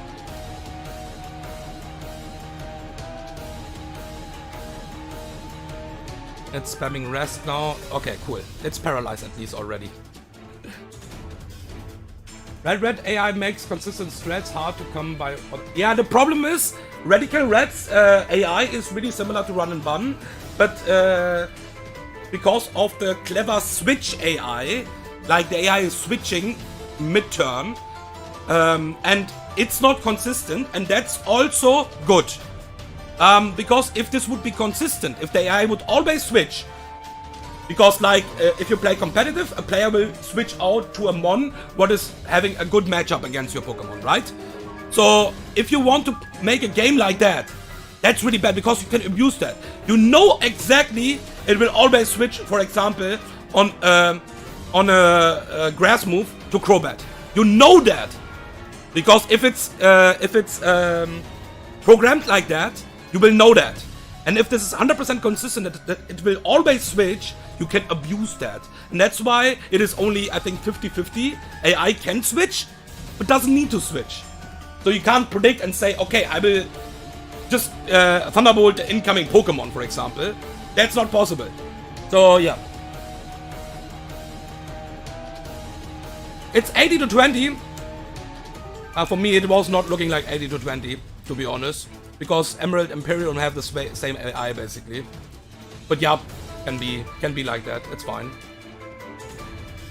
I think 50-50 would be maybe even the best, probably.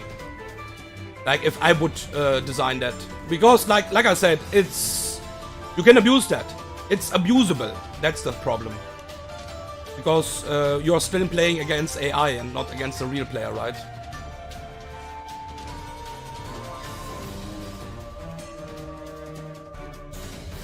Okay, yeah, we have to do that again with Dusclops now. What we are doing, let's flash this down. If we hit one flash. Okay, cool.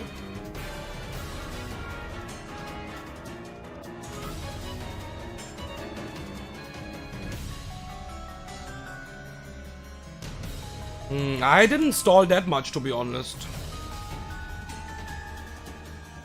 I have like everything done till Aqua Hideout. I didn't stall that much, to be honest. I think I stalled probably some stuff in, like the Wake fight. I think I stalled. Like there are some boss fights where you actually need to like be careful. I didn't stall that much, I think. It's also about how much, or like I didn't even read the AI. I was playing without reading the AI. And I think this is a good lesson for someone who wants to play Run and Bun later on. Because the AI is similar, just some stuff is different.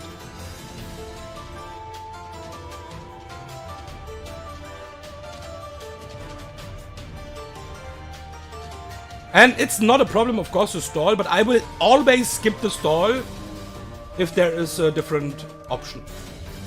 Like, if I can skip the stall. Like, look at this, man. Is this fun? This is not fun. But I can't skip this stall right now, right? So I have to do it, basically. If I want to have a decent chance to win, at least.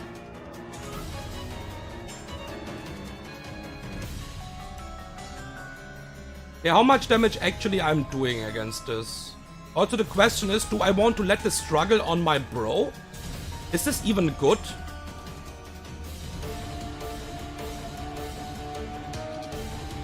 Or do I want to kill this with Mance?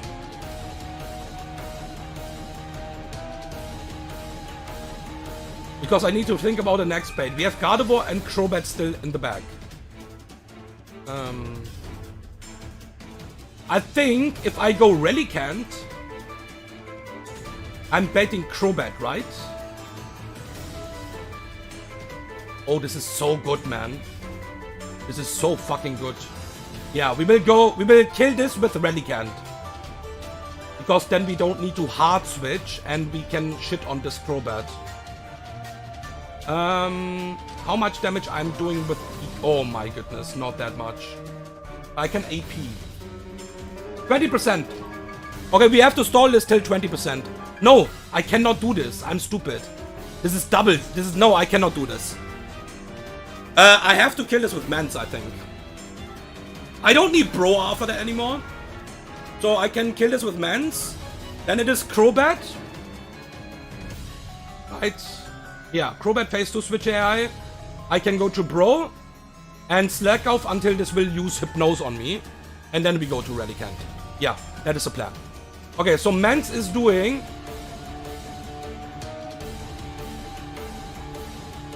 25%. Okay, we need to basically do this till 25% now. I was not sure because the baits are different. Because I just will win the Pokemon on the start. It was just really different. That's the problem. So I couldn't make a consistent bait line. But everything was kind of fine. Because unless we don't bait Dusclops and Sableye super late, where Mance is already low, I could always intimidate. That was the most important thing. Okay, let's flash. If we can miss... if we can hit a flash would be cool, actually.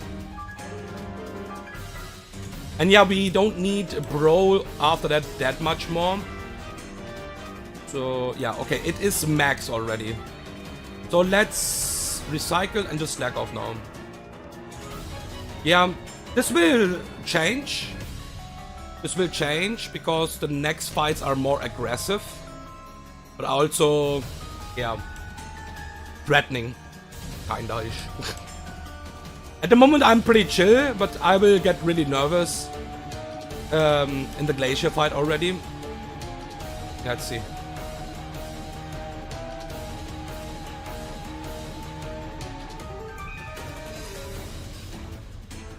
Okay. Don't think I need the Leper Berry anymore, so but yeah, I will obviously still need that for now. And I'm also hungry already. Like I was like, okay, I will just eat something after the stream, but that was, I think, not the best idea. This can take a while. But yeah, but at least if I win, the food will feel really good. I mean, food is always good, come on. But it will feel even better, you know? And yeah, if I will lose, then at least the food can can at least do something about my sadness. I hope so. I will not be mad, I think, if I lose. I'm trying my best. That's what I can do at the moment.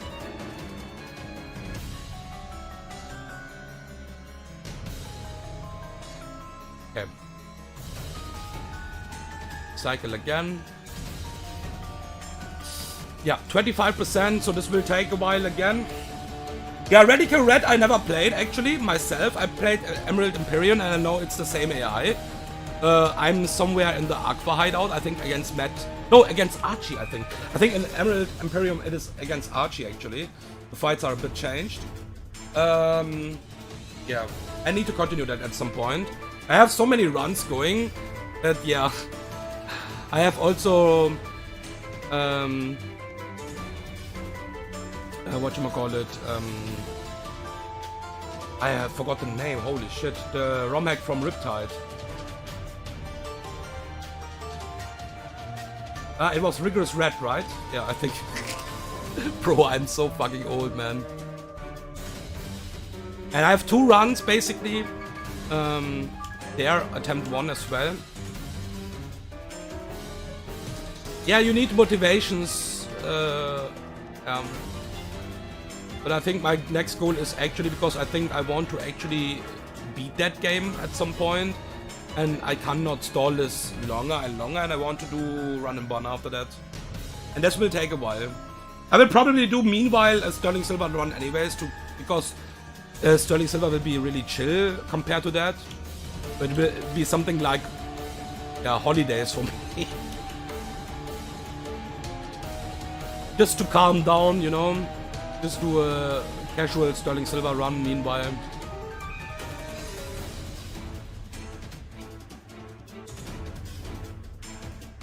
The thing is, I think I know why people say that. There's a lot of people, believe me, a lot of people who consider Emerald Kaizo close to run and bun. Because the game is different. You're playing against still double crit. Imagine you will play run and bun against run and bun with the 2-point crit modifier. A lot of people say you have a lot of more fights, obviously, where you have like custom teams who can actually beat your ass. It's way longer. But I think you can probably find against a lot of fights consistent lines. And in EK you have to, even with a good box, at some point fraud at some point, in some fights. That's the thing. So I cannot say anything about Lucid right now. But I know that a lot of people say that EK is really, really ugly.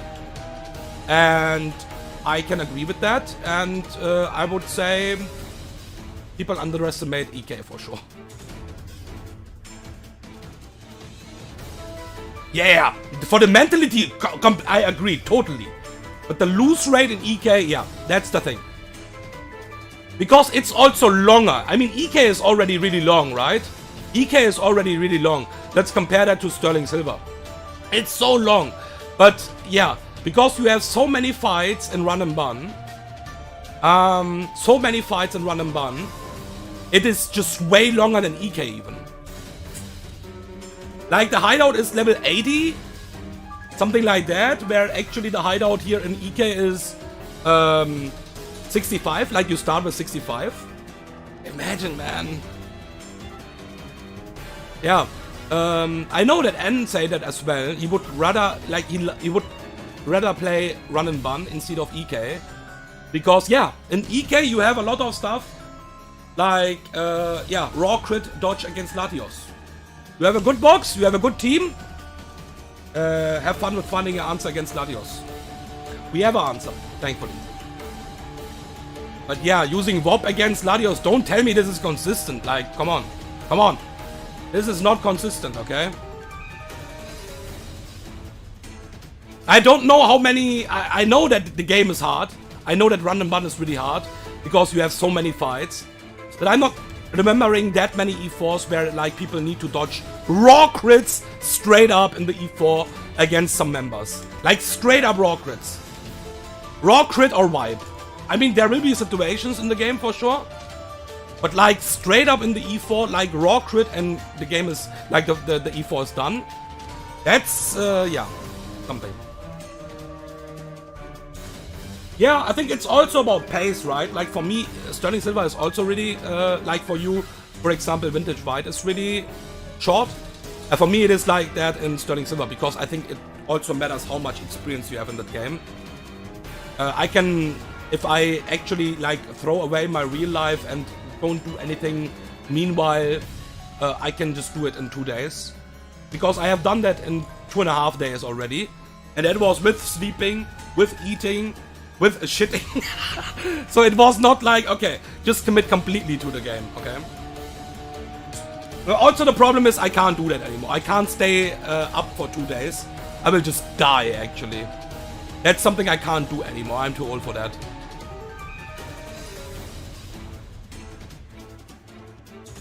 I mean, free time is always cool, right? If you have free time, I mean, this is always cool. Yeah, meanwhile, the Dustclops is getting lower, guys. I'm sorry. I'm so sorry. I can only apologize. But that's it. I can't do more about that.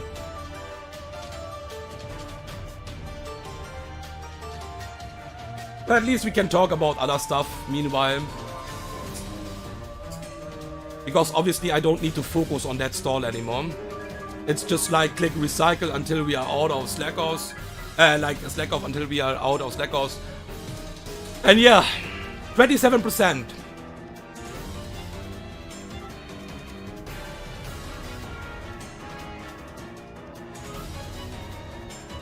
Yeah, of course, 100%. But raw crits are really ugly, dude. Like dodging raw crits, something like that. Like I don't remember any E4 in Sterling Silver where I even try, like, need to dodge a raw crit. I think the plan is bad in my opinion, if you have to do it. Or like you misplayed. But if you need to dodge a raw crit from the start, you're entering the Sterling Silver E4, my opinion, your plan is bad. And I'm pretty sure it's not because of the box.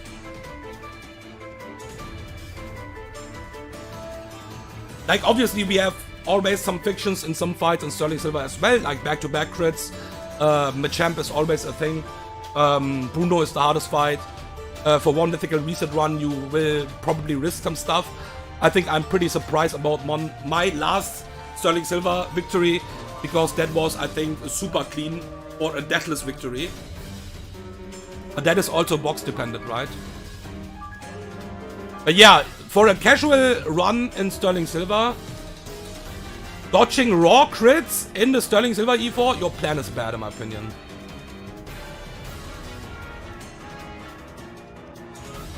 Oh man, can this fucking go down? Didn't someone recently go into Chuck Wingley? Yeah. I mean, I don't want to blame anyone, because if it's your playstyle, okay. But I think that's just a bad plan.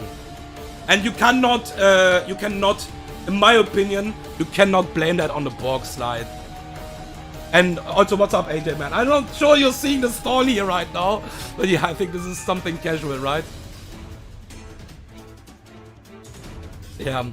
We are done soon, at least. Let's recycle one more time. Yeah, I also don't like that. I also don't like it. That's also not my playstyle. I'm not a fan of that. I will probably not watch too many runs. I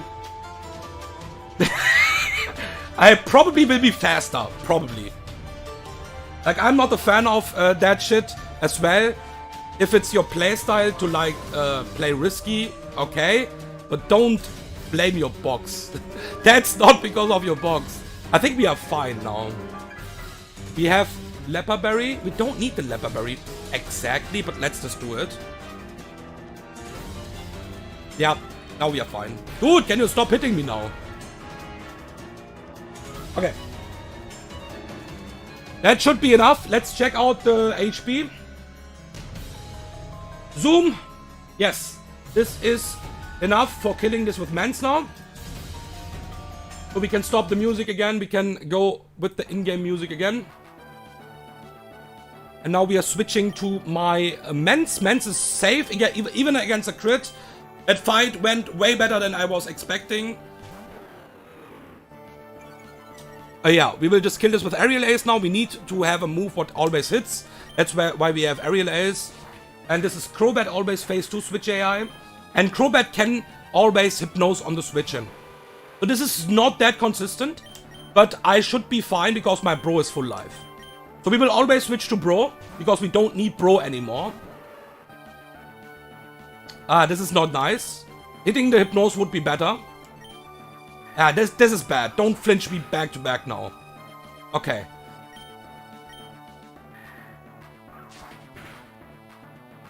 Oh my goodness. I'm not dead. And if this will Air Slash, I'm dead to the next Air Slash at least. Oh my goodness, dude. Can you fucking hit your Hypnose? Asshole. Okay. Obviously, we don't want to hard switch into Hypnose because we are fucking slower with Relicanth. So we can't do that. Yeah, Relicanth is obviously our play here. We have the... Please tell me I have the Lumberry. Yes, okay. So we go to Relicanth on Air Slash. We are fine against Air Slash crit into HP ground crit, by the way. We always survive that. That's also obviously important. And we kill this now with Head Smash. Yeah, even missed the Hypnose. You fucking suck, Crobat. Like, seriously. You fucking suck, man. Okay. We have one Pokemon left here. That's Gardevoir. And that's why I think it was important to be on decent HP with my Snorlax.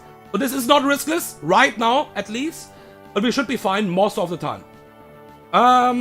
So my Relicanth right now is dead to Thunderbolt. Right? Let me just confirm that. So we will see the Thunderbolt on the switch in. We are dead to all rolls. This will always Thunderbolt here. Okay, that's a good news at least. That's a really good news. So we will not see the Thunder Wave on the switch in already.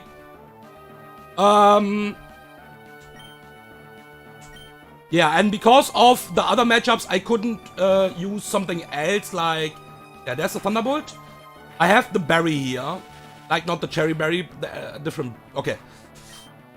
I'm not sure this can actually even Thunder Wave me because it is way faster. Asshole. Okay, we are hitting the return. This is really good damage. Now we can check something. I think I can't switch out here. Because my Arcanine is damaged. That's the problem. Arcanine could survive a Psychic crit here. If he would be full life. And I could kill this with my Arcanine. Because Arcanine is faster. And Overheat would kill this. And even if we get a crit, we would not die to recoil. But because I'm damaged already, I'm dead to Psychic crit here. So I will just, for now, just try to hit the return. We can also try to rest at some point. But I will just try to hit the return for now. Nice.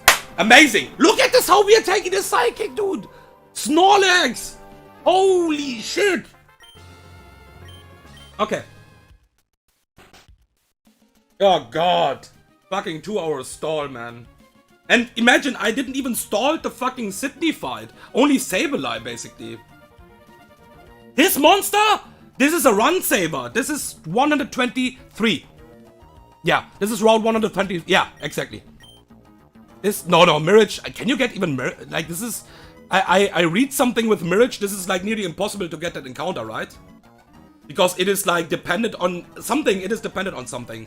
I don't think you can get it normally. Ah, yeah, because I thought maybe I misremembered, but I think you can't get that Pokemon anyways. Yeah, this Snorlax is amazing. This Snorlax is amazing. This is a run saver right now. This saved some stuff for the stall as well. And now we have some aggressive fights. Okay. So, a bit more aggressive. So, we can Hyper Potion here. We can Hyper Potion here. We can Hyper Potion here.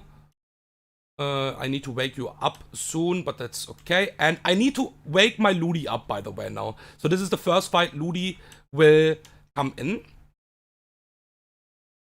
And now I just give items. So we want to have a berry on my Mance. Let me open the notes. No stupid mistakes anymore. Now we have some aggressive fights.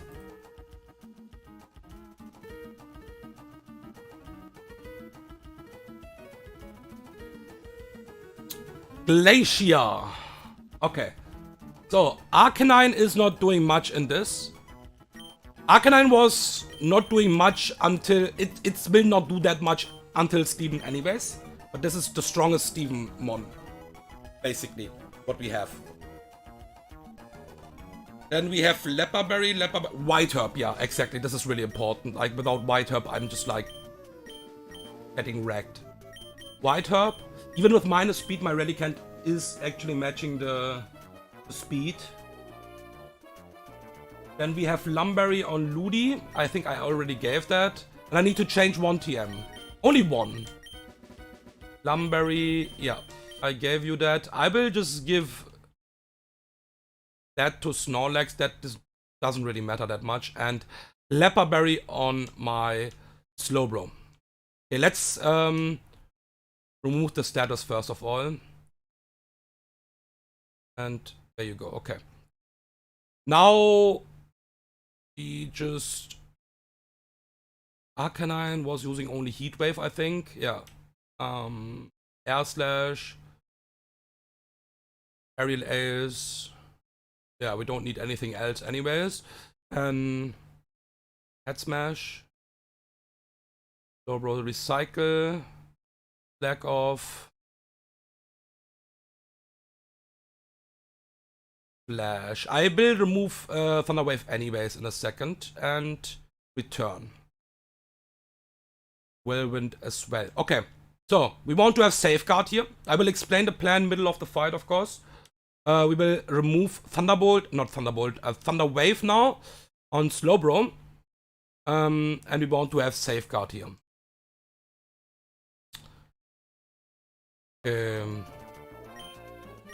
Relicanth is the lead. White Herb. Yeah, we can see we are minus speed plus attack, nature 0 attack. It is perfect, basically. We have Mance. Not doing much, obviously, in the Glacier fight, but we have this Pokemon for one pivot. It's really important, and we have to dodge a small fiction there. Yeah, we have Arcanine is not doing that much. Yeah, we have Bro, yes. And yeah, Snorlax is also not doing that much. Ludi is really important, of course. And we have the Lumberry. Okay. Alright, let's do it.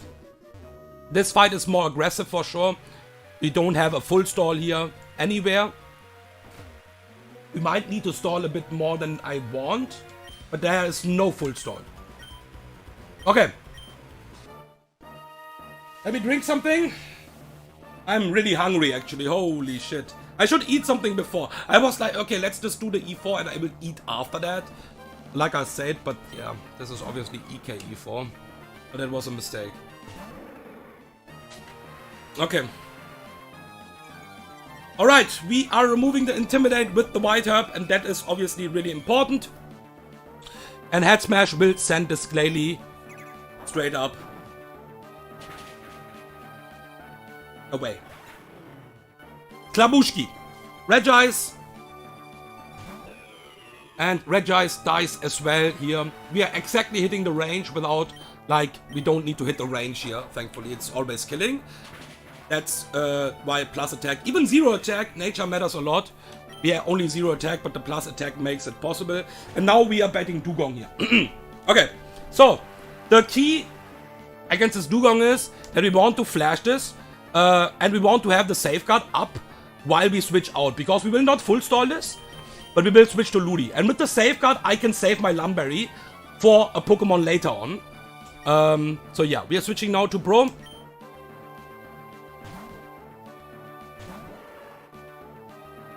On the HP Grass, that is the highest damaging move already.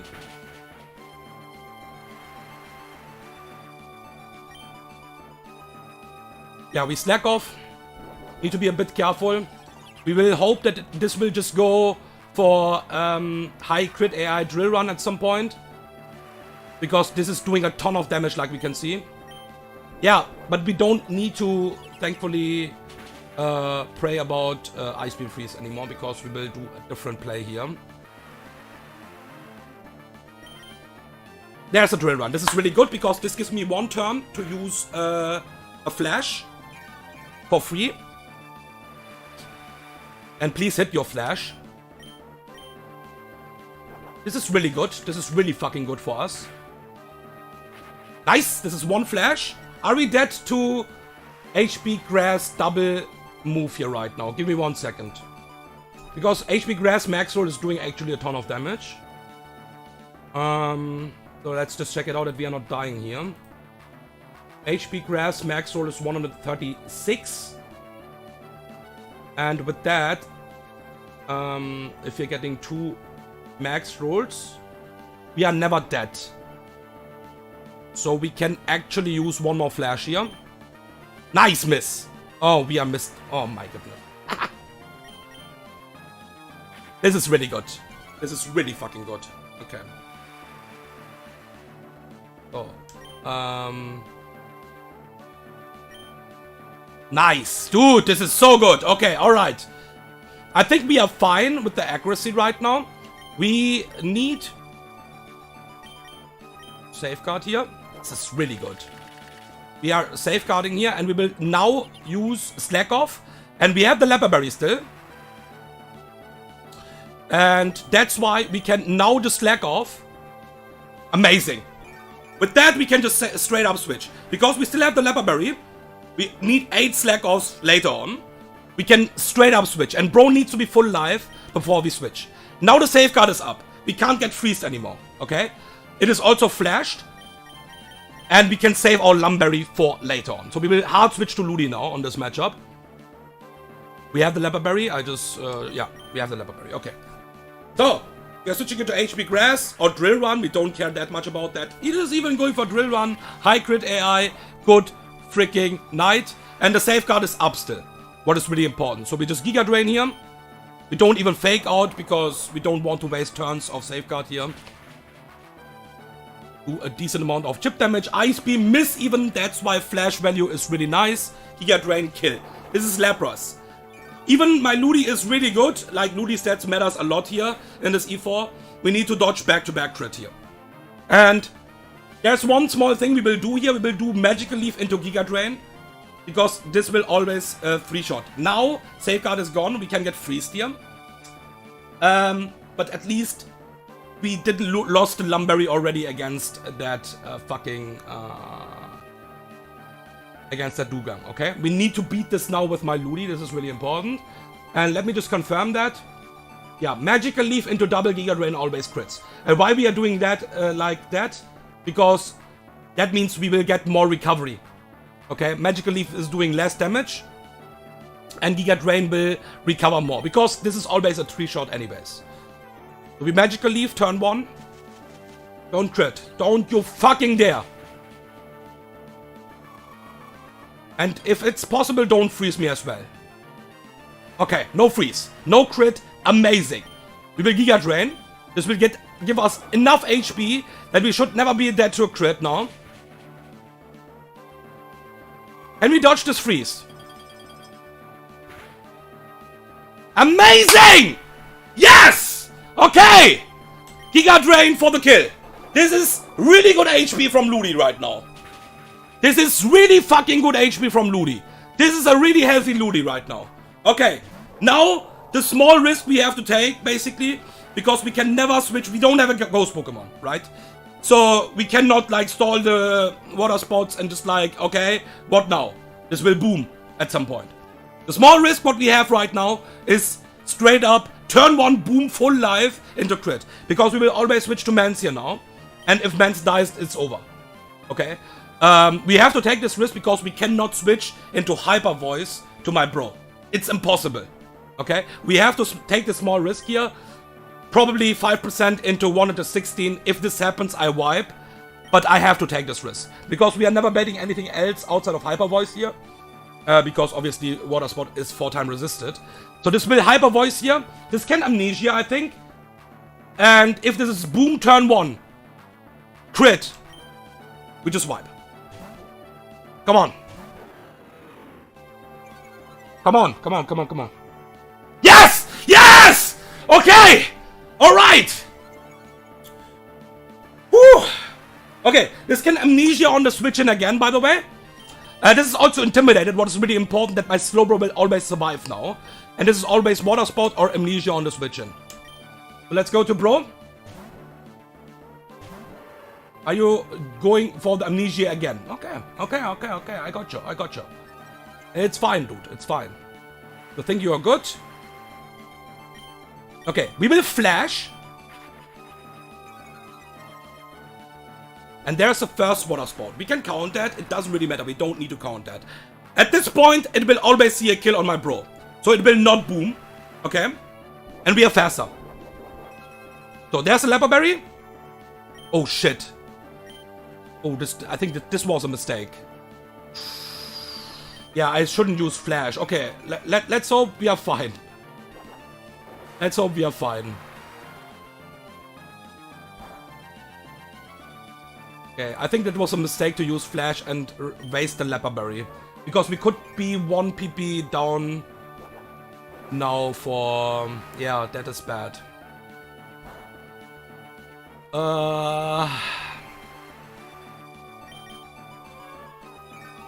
I could technically go to Ludi, but then I need to dodge a crit again, huh? Okay, it will not boom right now, at least. I think we are off. Yeah, okay. This is water spot again. It is also hitting the water spot because it is flashed, so it can technically miss one.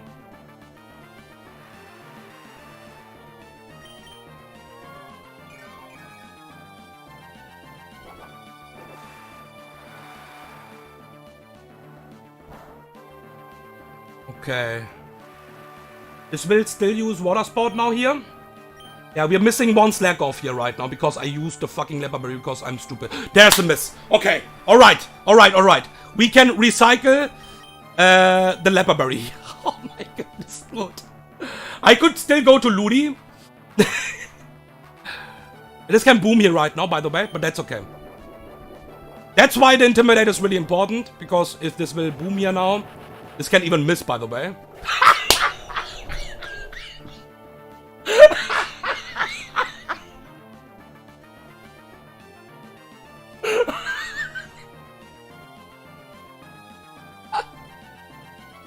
Blow up, you piece of shit.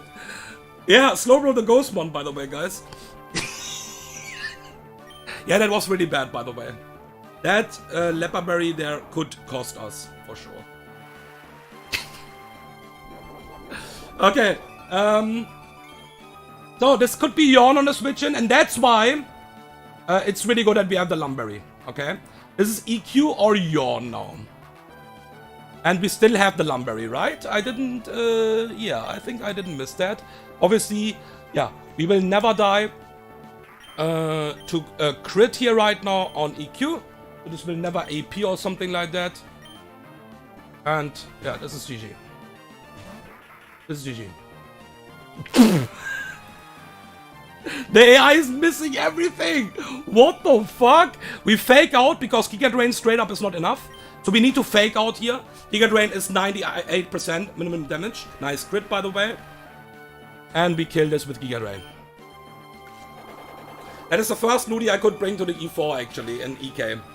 Because the stats was really good. And it was Swift Sim. Okay! Glacier done! Yeah, that was I think bad. I didn't thought about that after I used the one flash PP basically. I will recycle the Leperberry. So I just should use slack offs to make it consistent, because we would never run out of slack offs anyways.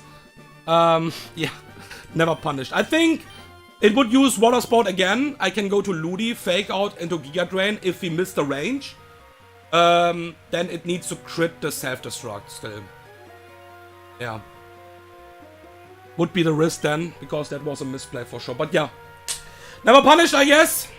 And now the fight, what will, I think, decide if we win this E4 or not. So, I need to change one thing here, what is really important. Do I need to change? Yeah, I think I will change Brick Break, right? It doesn't really matter that much, but I will change Brick Break TM. Break.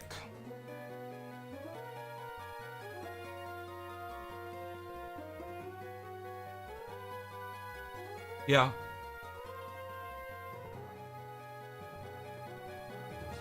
Okay, let me remove all items here.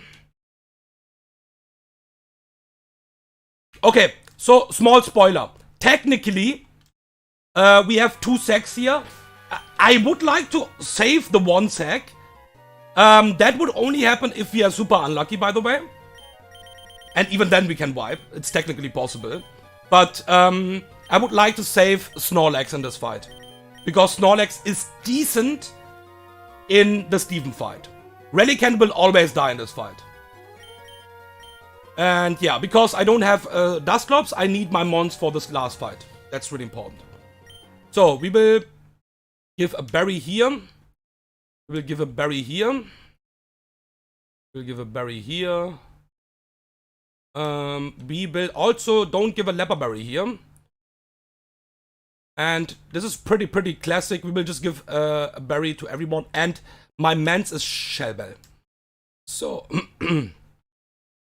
Brick Break instead of Aerial Ace, because we don't need Aerial Ace anymore.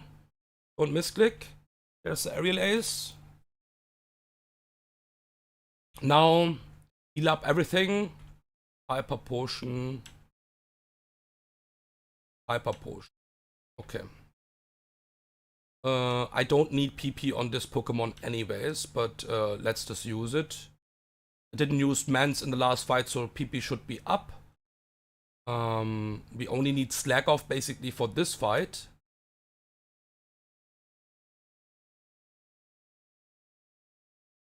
And Snorlax.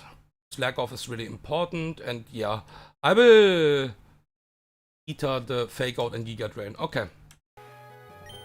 So why is this so amazing? I think this is really rare, and the moment I got this Pokemon, I knew that this can save my run.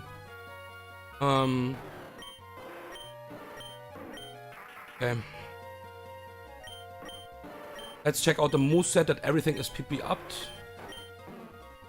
Okay. Alright. So, the moment I got the Snorlax, I had a different plan, by the way. I thought about a different plan, but then I got the Snorlax because I was already looking at the E4. And I will talk about the other plan as well. But the other plan is something I don't like to do, basically. But yeah, this would be the different play then. So, let's do it. So, we are leading with Snorlax against this Latios. My first plan was requiring basically a raw crit dodge Draco Meteor on the start with Arcanine. If Arcanine gets a crit there, we always wipe. Max roll Draco Meteor would never kill Arcanine. We always E-Speed Silk Scarf into E-Speed. If we dodge the crit, we are fine. We always bait Tyranitar and actually bait random move. I think the random move is not a problem, but dodging the raw crit on turn 1, I don't like to do that. But yeah, Snorlax is never dead to a crit. That is something what like not much mons can say in Emerald Kaizo. Because of the sassy nature, we always survive max roll crits. So we will always slack off. We are dead to back-to-back crit yesterday. Okay. We are still dead to back-to-back crit. So yeah, we don't want to see the crit as well, because then it is random move from Kingdra after that on the switch in. I don't want to have that. This is Kingdra after that. We just slack off. And Latios, just behave, okay? Don't you fucking dare. Don't you fucking dare. Okay. That is 1. We slack off again.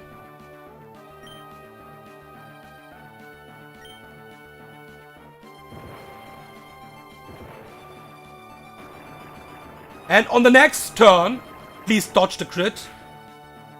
Yes! Okay, so we cannot die anymore here. Because now we will just return. And this will always die. So we cannot die anymore. We will still want to dodge this crit. Okay? Because of the random move. We still have the berry. We are safe here, always. And return will always kill you now. There's no reason to slack off anymore. Because we will not get the slack off anyways. So if this will die to recoil at some point, we will not get the last slack off. We will return here now. Always kill his Latios.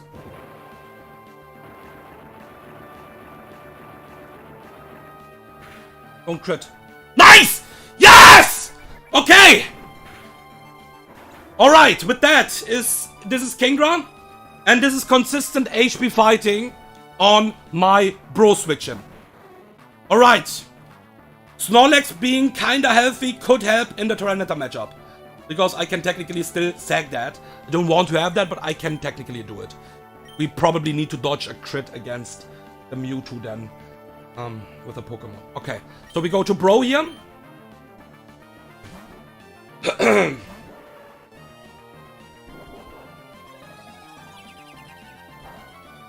And we will always slack off until this dies to Draco Recoil. Draco is doing 53% max, so switching into a different move would be risky. But because we switched into HP fighting, this is riskless now. So this will die to Recoil on Draco. That's a lot of damage. That was pretty much high roll, I think. Yeah, max roll is 53, so we should be always fine here anyways. Yeah, and let's just see the Draco animation actually. This is always so fucking crazy, man. This is so wild. Like, what the fuck? This animation in Gen 3 is actually so wild. Okay, that was also a pretty good roll, for sure. But we are, like I said, fine, because we will also proc the berry after that, and then it is Tyranitar. And yeah, that is the biggest fiction of the fight. It's not a fiction, even I need to basically set up something against this Tyranitar. And yeah, if we fail, we wipe. That's it. Yeah, that's the eruption animation. Right, correct. Exactly.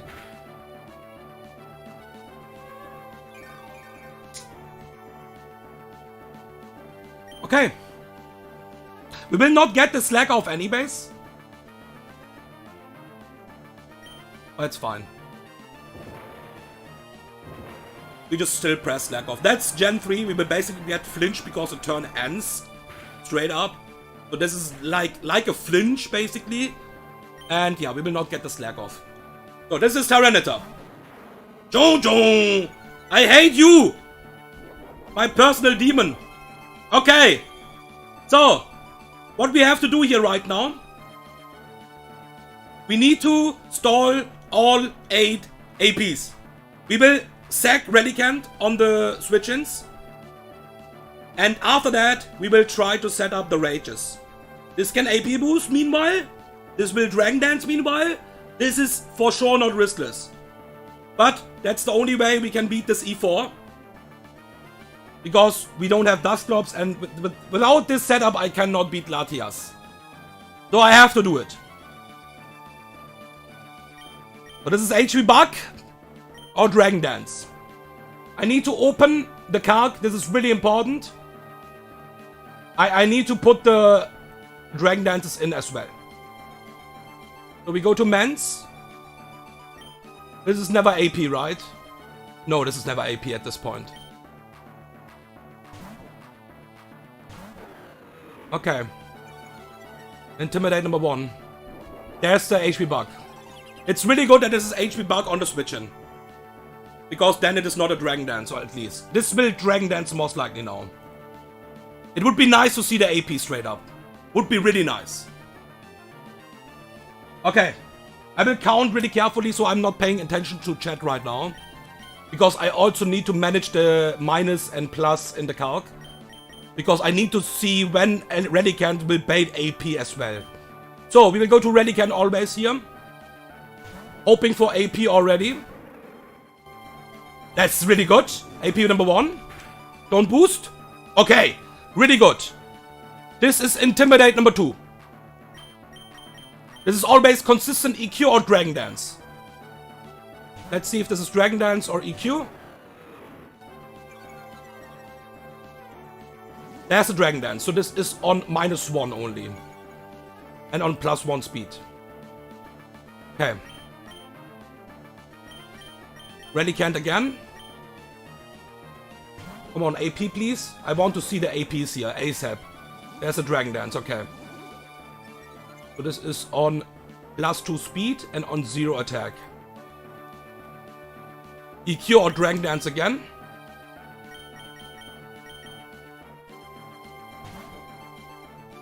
We still only have 1 AP used. This is EQ and -1 attack. Relicanth.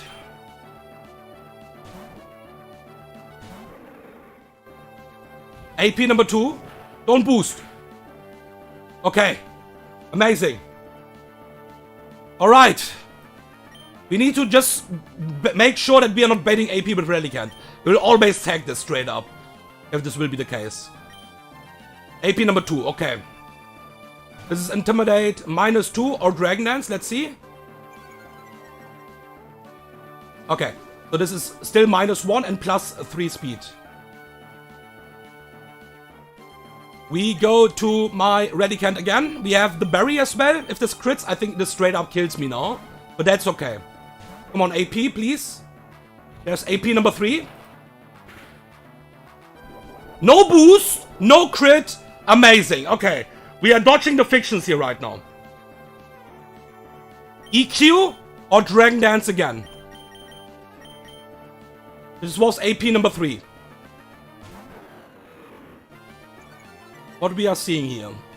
We are seeing the EQ. This is -2 attack. Okay. AP number 4 or Dragon Dance.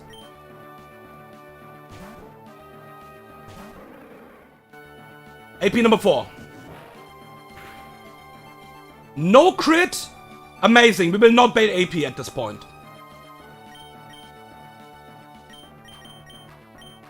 EQ or Dragon Dance?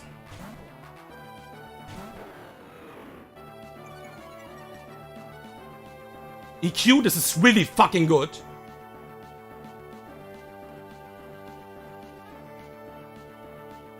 And we go again to Relicanth. Relicanth will always die anyways in this fight. Let's see if this is Dragon Dance. It's AP 5. No boost. Are we baiting AP now again? I don't think so, but let's just make sure that we are looking correct. Yeah, we are not baiting AP. This is always EQ. Or Dragon Dance.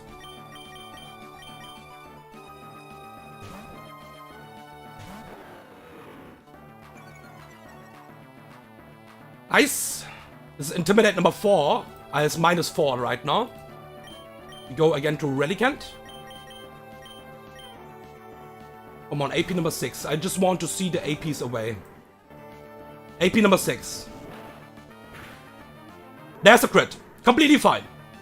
Relicanth was planned as a sack anyways. So 6 AP used.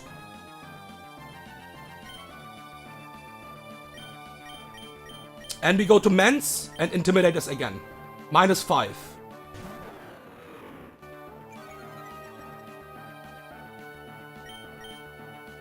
We go to Bro.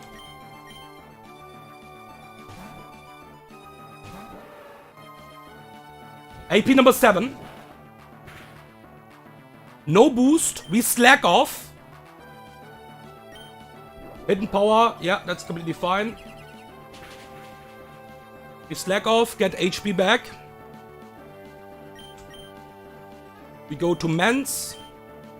I think because of the speed, it is not going for Dragon Dance anymore. I think the chance is lower here. We have to stall 1 more AP. This is -6 Tyranitar right now.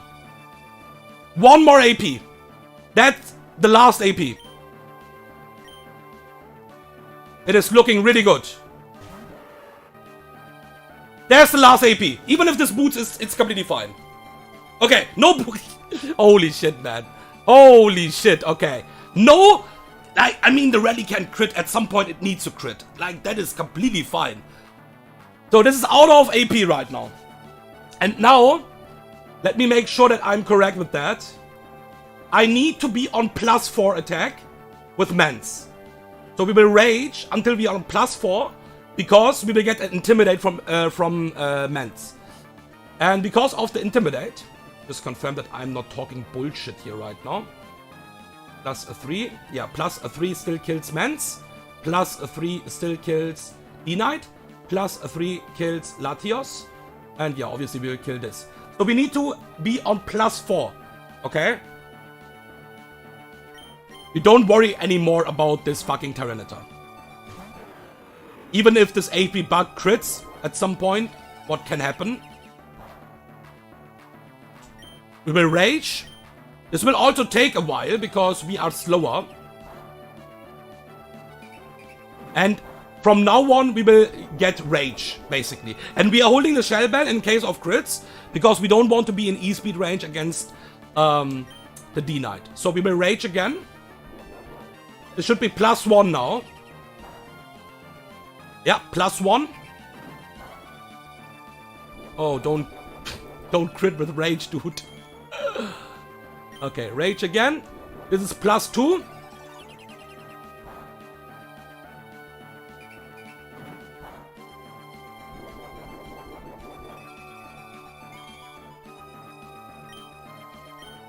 This is +3.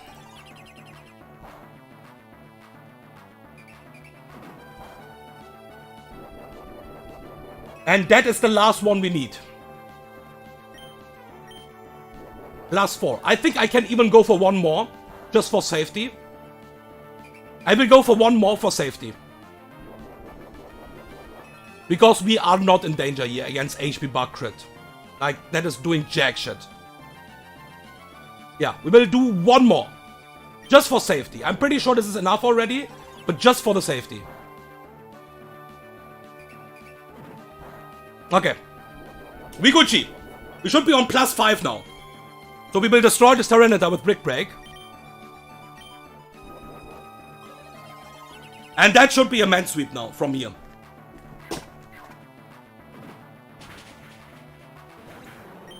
Dong. And with that, we have a really good chance to win the E4 in the red fight. In the red fight, what the fuck? In the Steven fight. We're going to red!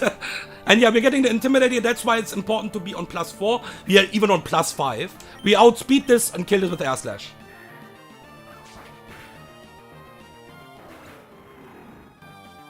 Yeah, if it's red, then the win chance is even higher, right? I think red can't see me anymore. He's just like, okay, take the victory. There's a D-Knight. We are obviously not in E-speed range here. So yeah. Rest in peace. And it's really good that we have Snorlax alive, by the way. So yeah, worst case, if this gets too many AP boosts, if this crits multiple times my Relicanth, I maybe need to sack Snorlax as well. Because I need to stall the 8 APs, and yeah. That is just G fucking G. Okay. Alright. I think we have one fiction in the Steven fight. One fiction. That's it. Okay, okay. We are fucking close, man. What the fuck? Okay. Pokédex.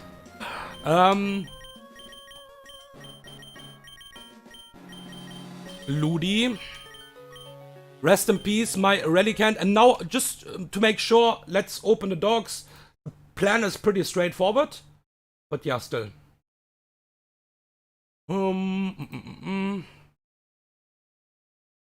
Steven.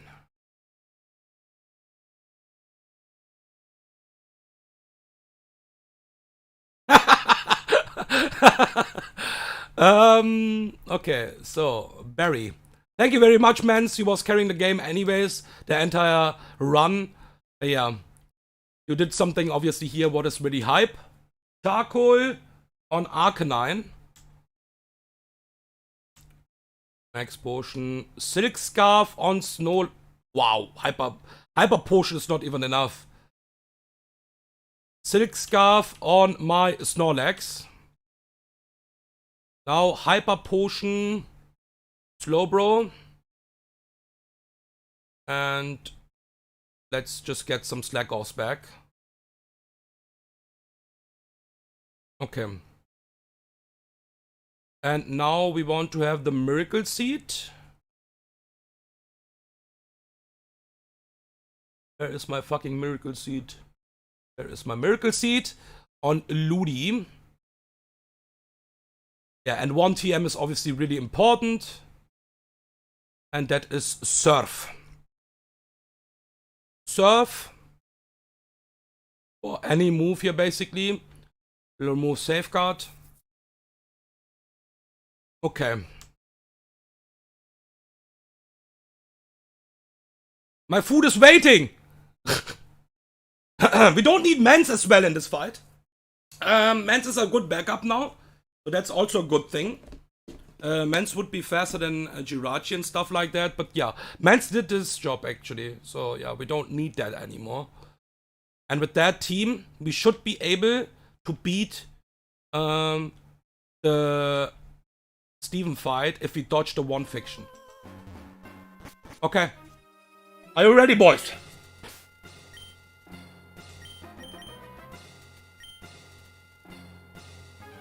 This is the real chicken, by the way. My Arcanine is the real chicken.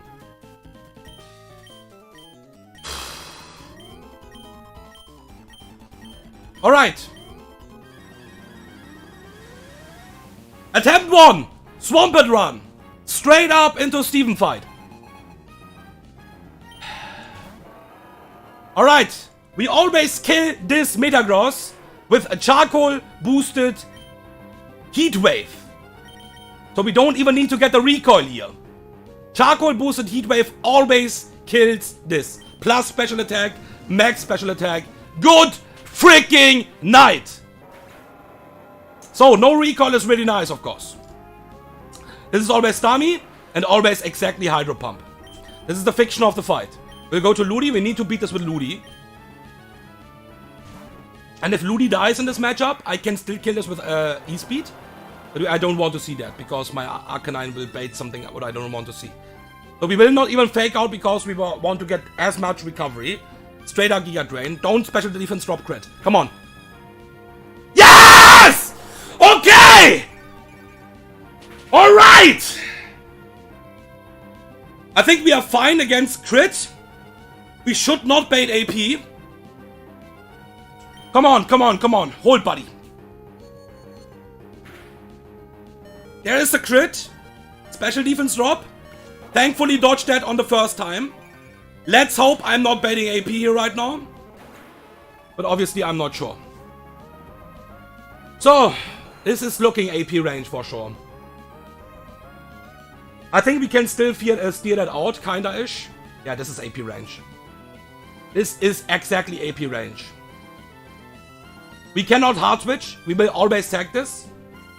So this is a 50-50, because it sees a kill with actually every roll from AP as well. Yeah. So this is AP Sky Attack here right now. We will always tag Ludi. And this is a 50-50 into 10% AP boost. And then it gets spicy. Then it gets actually spicy. We always tag Ludi. 07, don't boost, you asshole.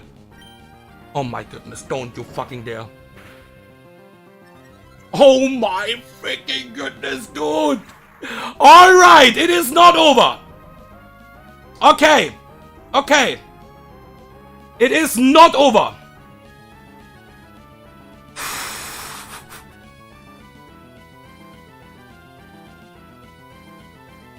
So what we can do technically is just slack off.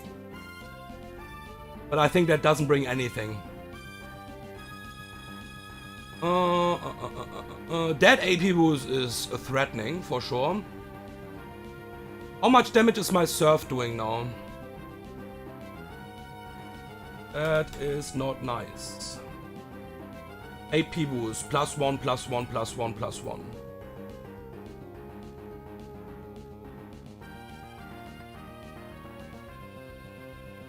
$59 to $70. Oh, this is really bad.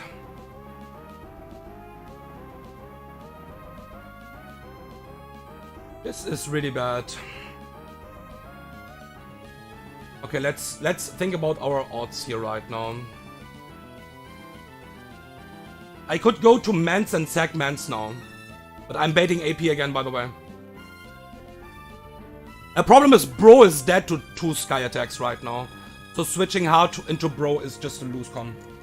I need to intimidate this, but I'm baiting AP again. I don't need Mans in this fight, that's the thing. Don't need Mans, but I'm baiting. It can boost again, I think, but that is still the better option here right now than straight up going into Bro here, because Bro is just dead here, and I'm not even doing enough damage because of the boost. So I think we have to sack Mans here now. And if this is a boost again, I will cry. Intimidate coming in clutch here again. I need Arcanine, that's why I cannot sack Arcanine here. Is Brick Break doing more damage than Air Slash? No, Air Slash is doing the most damage here, right? Let me just check. Brick Break. We'll sack my Mans here now. Brick Break is doing more damage. Don't you fucking dare to boost again, you asshole. Okay.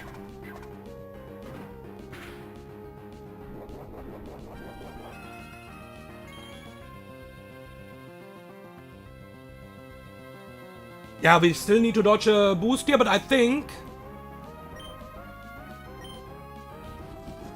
that was still the better way. I mean, it's still 10%, but yeah, okay. Holy shit, this asshole! Tyranitar was really kind, and yeah, okay. So, now on plus, I still need some turns to kill this. But this is now, again, back to ±0. So now Bro can tank 2 Sky attacks. So we surf. This fucking asshole, man, like seriously. 50-50 into AP boost. Oh, okay. Yeah, we will slack off until we are full. Because we want to have decent HP against Mewtwo. We should win this E4 now here from this position. That should be done. I don't think we can lose that anymore. If my calc was correct. We shouldn't be able to lose that anymore here. So we just speed that a bit up. Until we are full life. I want to be full life. And like we can see, now we can surf. Kill this all base. Because my Slowbro can attack the Mewtwo without dying. My Slowbro is able to get 1 attack off here against this Mewtwo. We always survive that Shadow Ball. We always get the surf off. This damage is really good. And we always die to the next Shadow Ball. 07? Slowbro? You're just like the fucking EK goat, man. Like, I can't say anything else about that. And now, Snorlax. We have 2 months left. That's why it's really good that Snorlax is alive. Otherwise, we would lose at this point. Because if this would be like a Snorlax sack in the Drake fight already. Because I need to sack Mans. And Mans would survive nearly every crit roll here from this Mewtwo. Outside of 1 crit roll. So it would be 1 into 16 into 1 into 16 again. We always survive a Brick Break crit here. And we can always chip this. And we don't care if we die to this crit now. Because if this is a crit, it's completely fine. Because Mineral Surf into Mineral Silk Scarf return was enough that my Arcanine kills. There's a Deoxys. 07? Yeah, okay, calm down. You don't need to fucking Psycho Boost on this HP, dude. Would be funny if we survived that somehow. But yeah. And Arcanine, the last Pokemon, always kills this Deoxys from full life with E-Speed. You don't need Dusk if you have a modest Dusk. Dusk couldn't even kill this Deoxys. Arcanine kills this with E-Speed from full life. And Jirachi last, and we outspeed and always kill with Charcoal boosted Overheat. And with that, attempt 1! Swampert Run without Swampert E4. We beat Emerald Kaizo.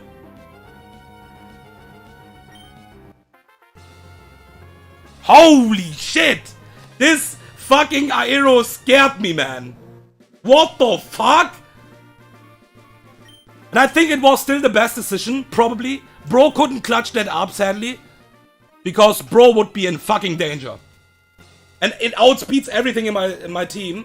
Surf would do, if we are unlucky, only 59%. And then I need to do 41% with something else. What is nearly impossible. Because it outspeeds everything. E-speed is not doing enough damage. It would fucking clean my team, I think, after that. Holy shit! Yes, I'm done with this game. I'm done with this fucking game, man. Holy shit. Yeah, this is really hype. I'm so fucking happy, man. Beating attempt 1 with a Swampert Run, Emerald Kaizo.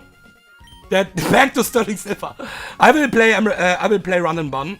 And like I said, I will, just for fun, obviously will play Sterling Silver meanwhile as well, because Sterling Silver will be for me something like holiday if I play Run and Bun, and it's good to calm down. It's my favorite ROM hack anyways, so it is always good to calm down to get some mental health back from Run and Bun. And yeah, because Run and Bun will be streamed, it will take a lot of mental health away from me. So yeah.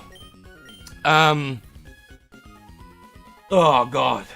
Yeah, who needs Clops, man? Arcanine was really strong, and that's why the reason, because Arcanine was not doing that much outside of that. Some Intim pivots, some pivots there. Good lead against Gengar, but it was not doing outside of that fight much. But if you can kill 3 Mons alone in the Steven fight, it could kill Metagross, always riskless. Jirachi, riskless, don't care about the attack boost. We could hard switch into Jirachi, like on any move outside of Thunderbolt, but we don't need to hard switch anyways. And always kill Deoxys with full life, E-speed, without the Silk Scarf, so we can hold the charcoal. So if you kill 3 Mons in the Steven fight, it's always worth it enough to bring it, in my opinion. And yeah, that is obviously a special Arcanine, because usually you don't do it with Arcanine. But yeah, bringing Arcanine into the E4 in Emerald Kaizo is something special for me, because it's my favorite Mon, of course. Whew. Yeah, I don't know like when I will start. Probably in the next days, somewhere when, yeah, something like that. Probably tomorrow I will start already with Run and Bun. But yeah, I think this team is so fucking cool, man. This team is so fucking cool. Beating with a Swampert Run, EK, and a Sterling Silver, that is something really cool, man. But yeah, like I said, Swampert was not in the E4, of course. I mean, I still need to beat the E4, right? I cannot, like, do stuff like that. Swampert is doing nothing in the E4. Sadly. Holy shit, okay. Thank you for watching, everyone. I know it was a lot of stall, like always. At least I didn't break the record from AJ with 5.5 hours. But it was pretty long. I could play Sterling Silver E4 2 times in this time for sure. What a waste of time, man. With your pace, you're probably going to beat Run and Bun before my current... Run and Bun is different, man. I need to really learn about the AI first of all and stuff like that. I really appreciate that for sure. That people thinking I will just like do it pretty easily, but I also think I will like skill-wise I will be able to beat Run and Bun at some point, but it will take time for sure.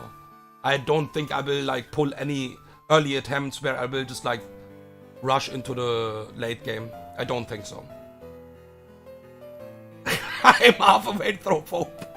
Yeah, EK is always special, man. I will go for Turtwig. I know that the starters are pretty like equal. Turtwig is the best for the early game, and it is obviously a shell armor Pokemon, what is really good for the entire game. Your rival is fucking hard with that. I already know that, stuff like that. Your rival will always have Blaziken. This will destroy your ass basically with that. But yeah. I think I will start with Turtwig, and I will, if I have too many attempts, I will also try out Babe. Yeah. I don't think I will play with Prinplup. It's still decent, I know that. But I don't think, I don't like that Pokemon that much. Empoleon and Sterling Silver is hype. To be honest, Empoleon and Sterling Silver is really nice. With Motor Drive, of course. Like having an immunity, like Empoleon doesn't even have that many weaknesses anyways. Like it's ground, fighting, and electric, right? I think I'm correct with that. Without looking too much on, like... I think it should be ground, fighting, and electric, right? And with that, with Motor Drive, you're removing one super effective move already. And even giving this Pokemon utility with a speed boost. What is really fucking strong in my opinion. I would like to see more Empoleons in the Sterling Silver E4 for sure. I think this Pokemon is hype. I think early game, it is probably optimal for a game like Run and Bun. Encounters are balanced enough that you can make do with some boxes. Yeah, I think so as well, yeah. I think I'm really chill about the run. Like at least on the start I will be pretty chill. Like even if I wipe like the first 10 attempts before the first gym already, what I don't think will happen. But for example, if this happens, I'm not mad. I think the mental health will suffer at some point if I wipe like in the late game, and in the late game, you know? Because if you wipe like in the Tantalizer gym, or like in the Tantalizer split, you probably already played like at least 1 or 2 months, if you're playing slow at least. At least, I would say. And then yeah, in this time I could like beat Sterling Silver 20 times. Thank you for watching, man. I'm out now, I'm pretty hungry. Yeah, that's it. And yeah, take care. Have a great weekend for sure. Yeah, it should be weekend for most of the people in some hours at least. And yeah, thank you for watching again. Attempt 1. I was not believing that much, but I really appreciate that a lot of people was believing in that victory. So thank you very much for that. See you guys, good night, and here, yeah, see you guys in the Sterling Silver Discord for sure.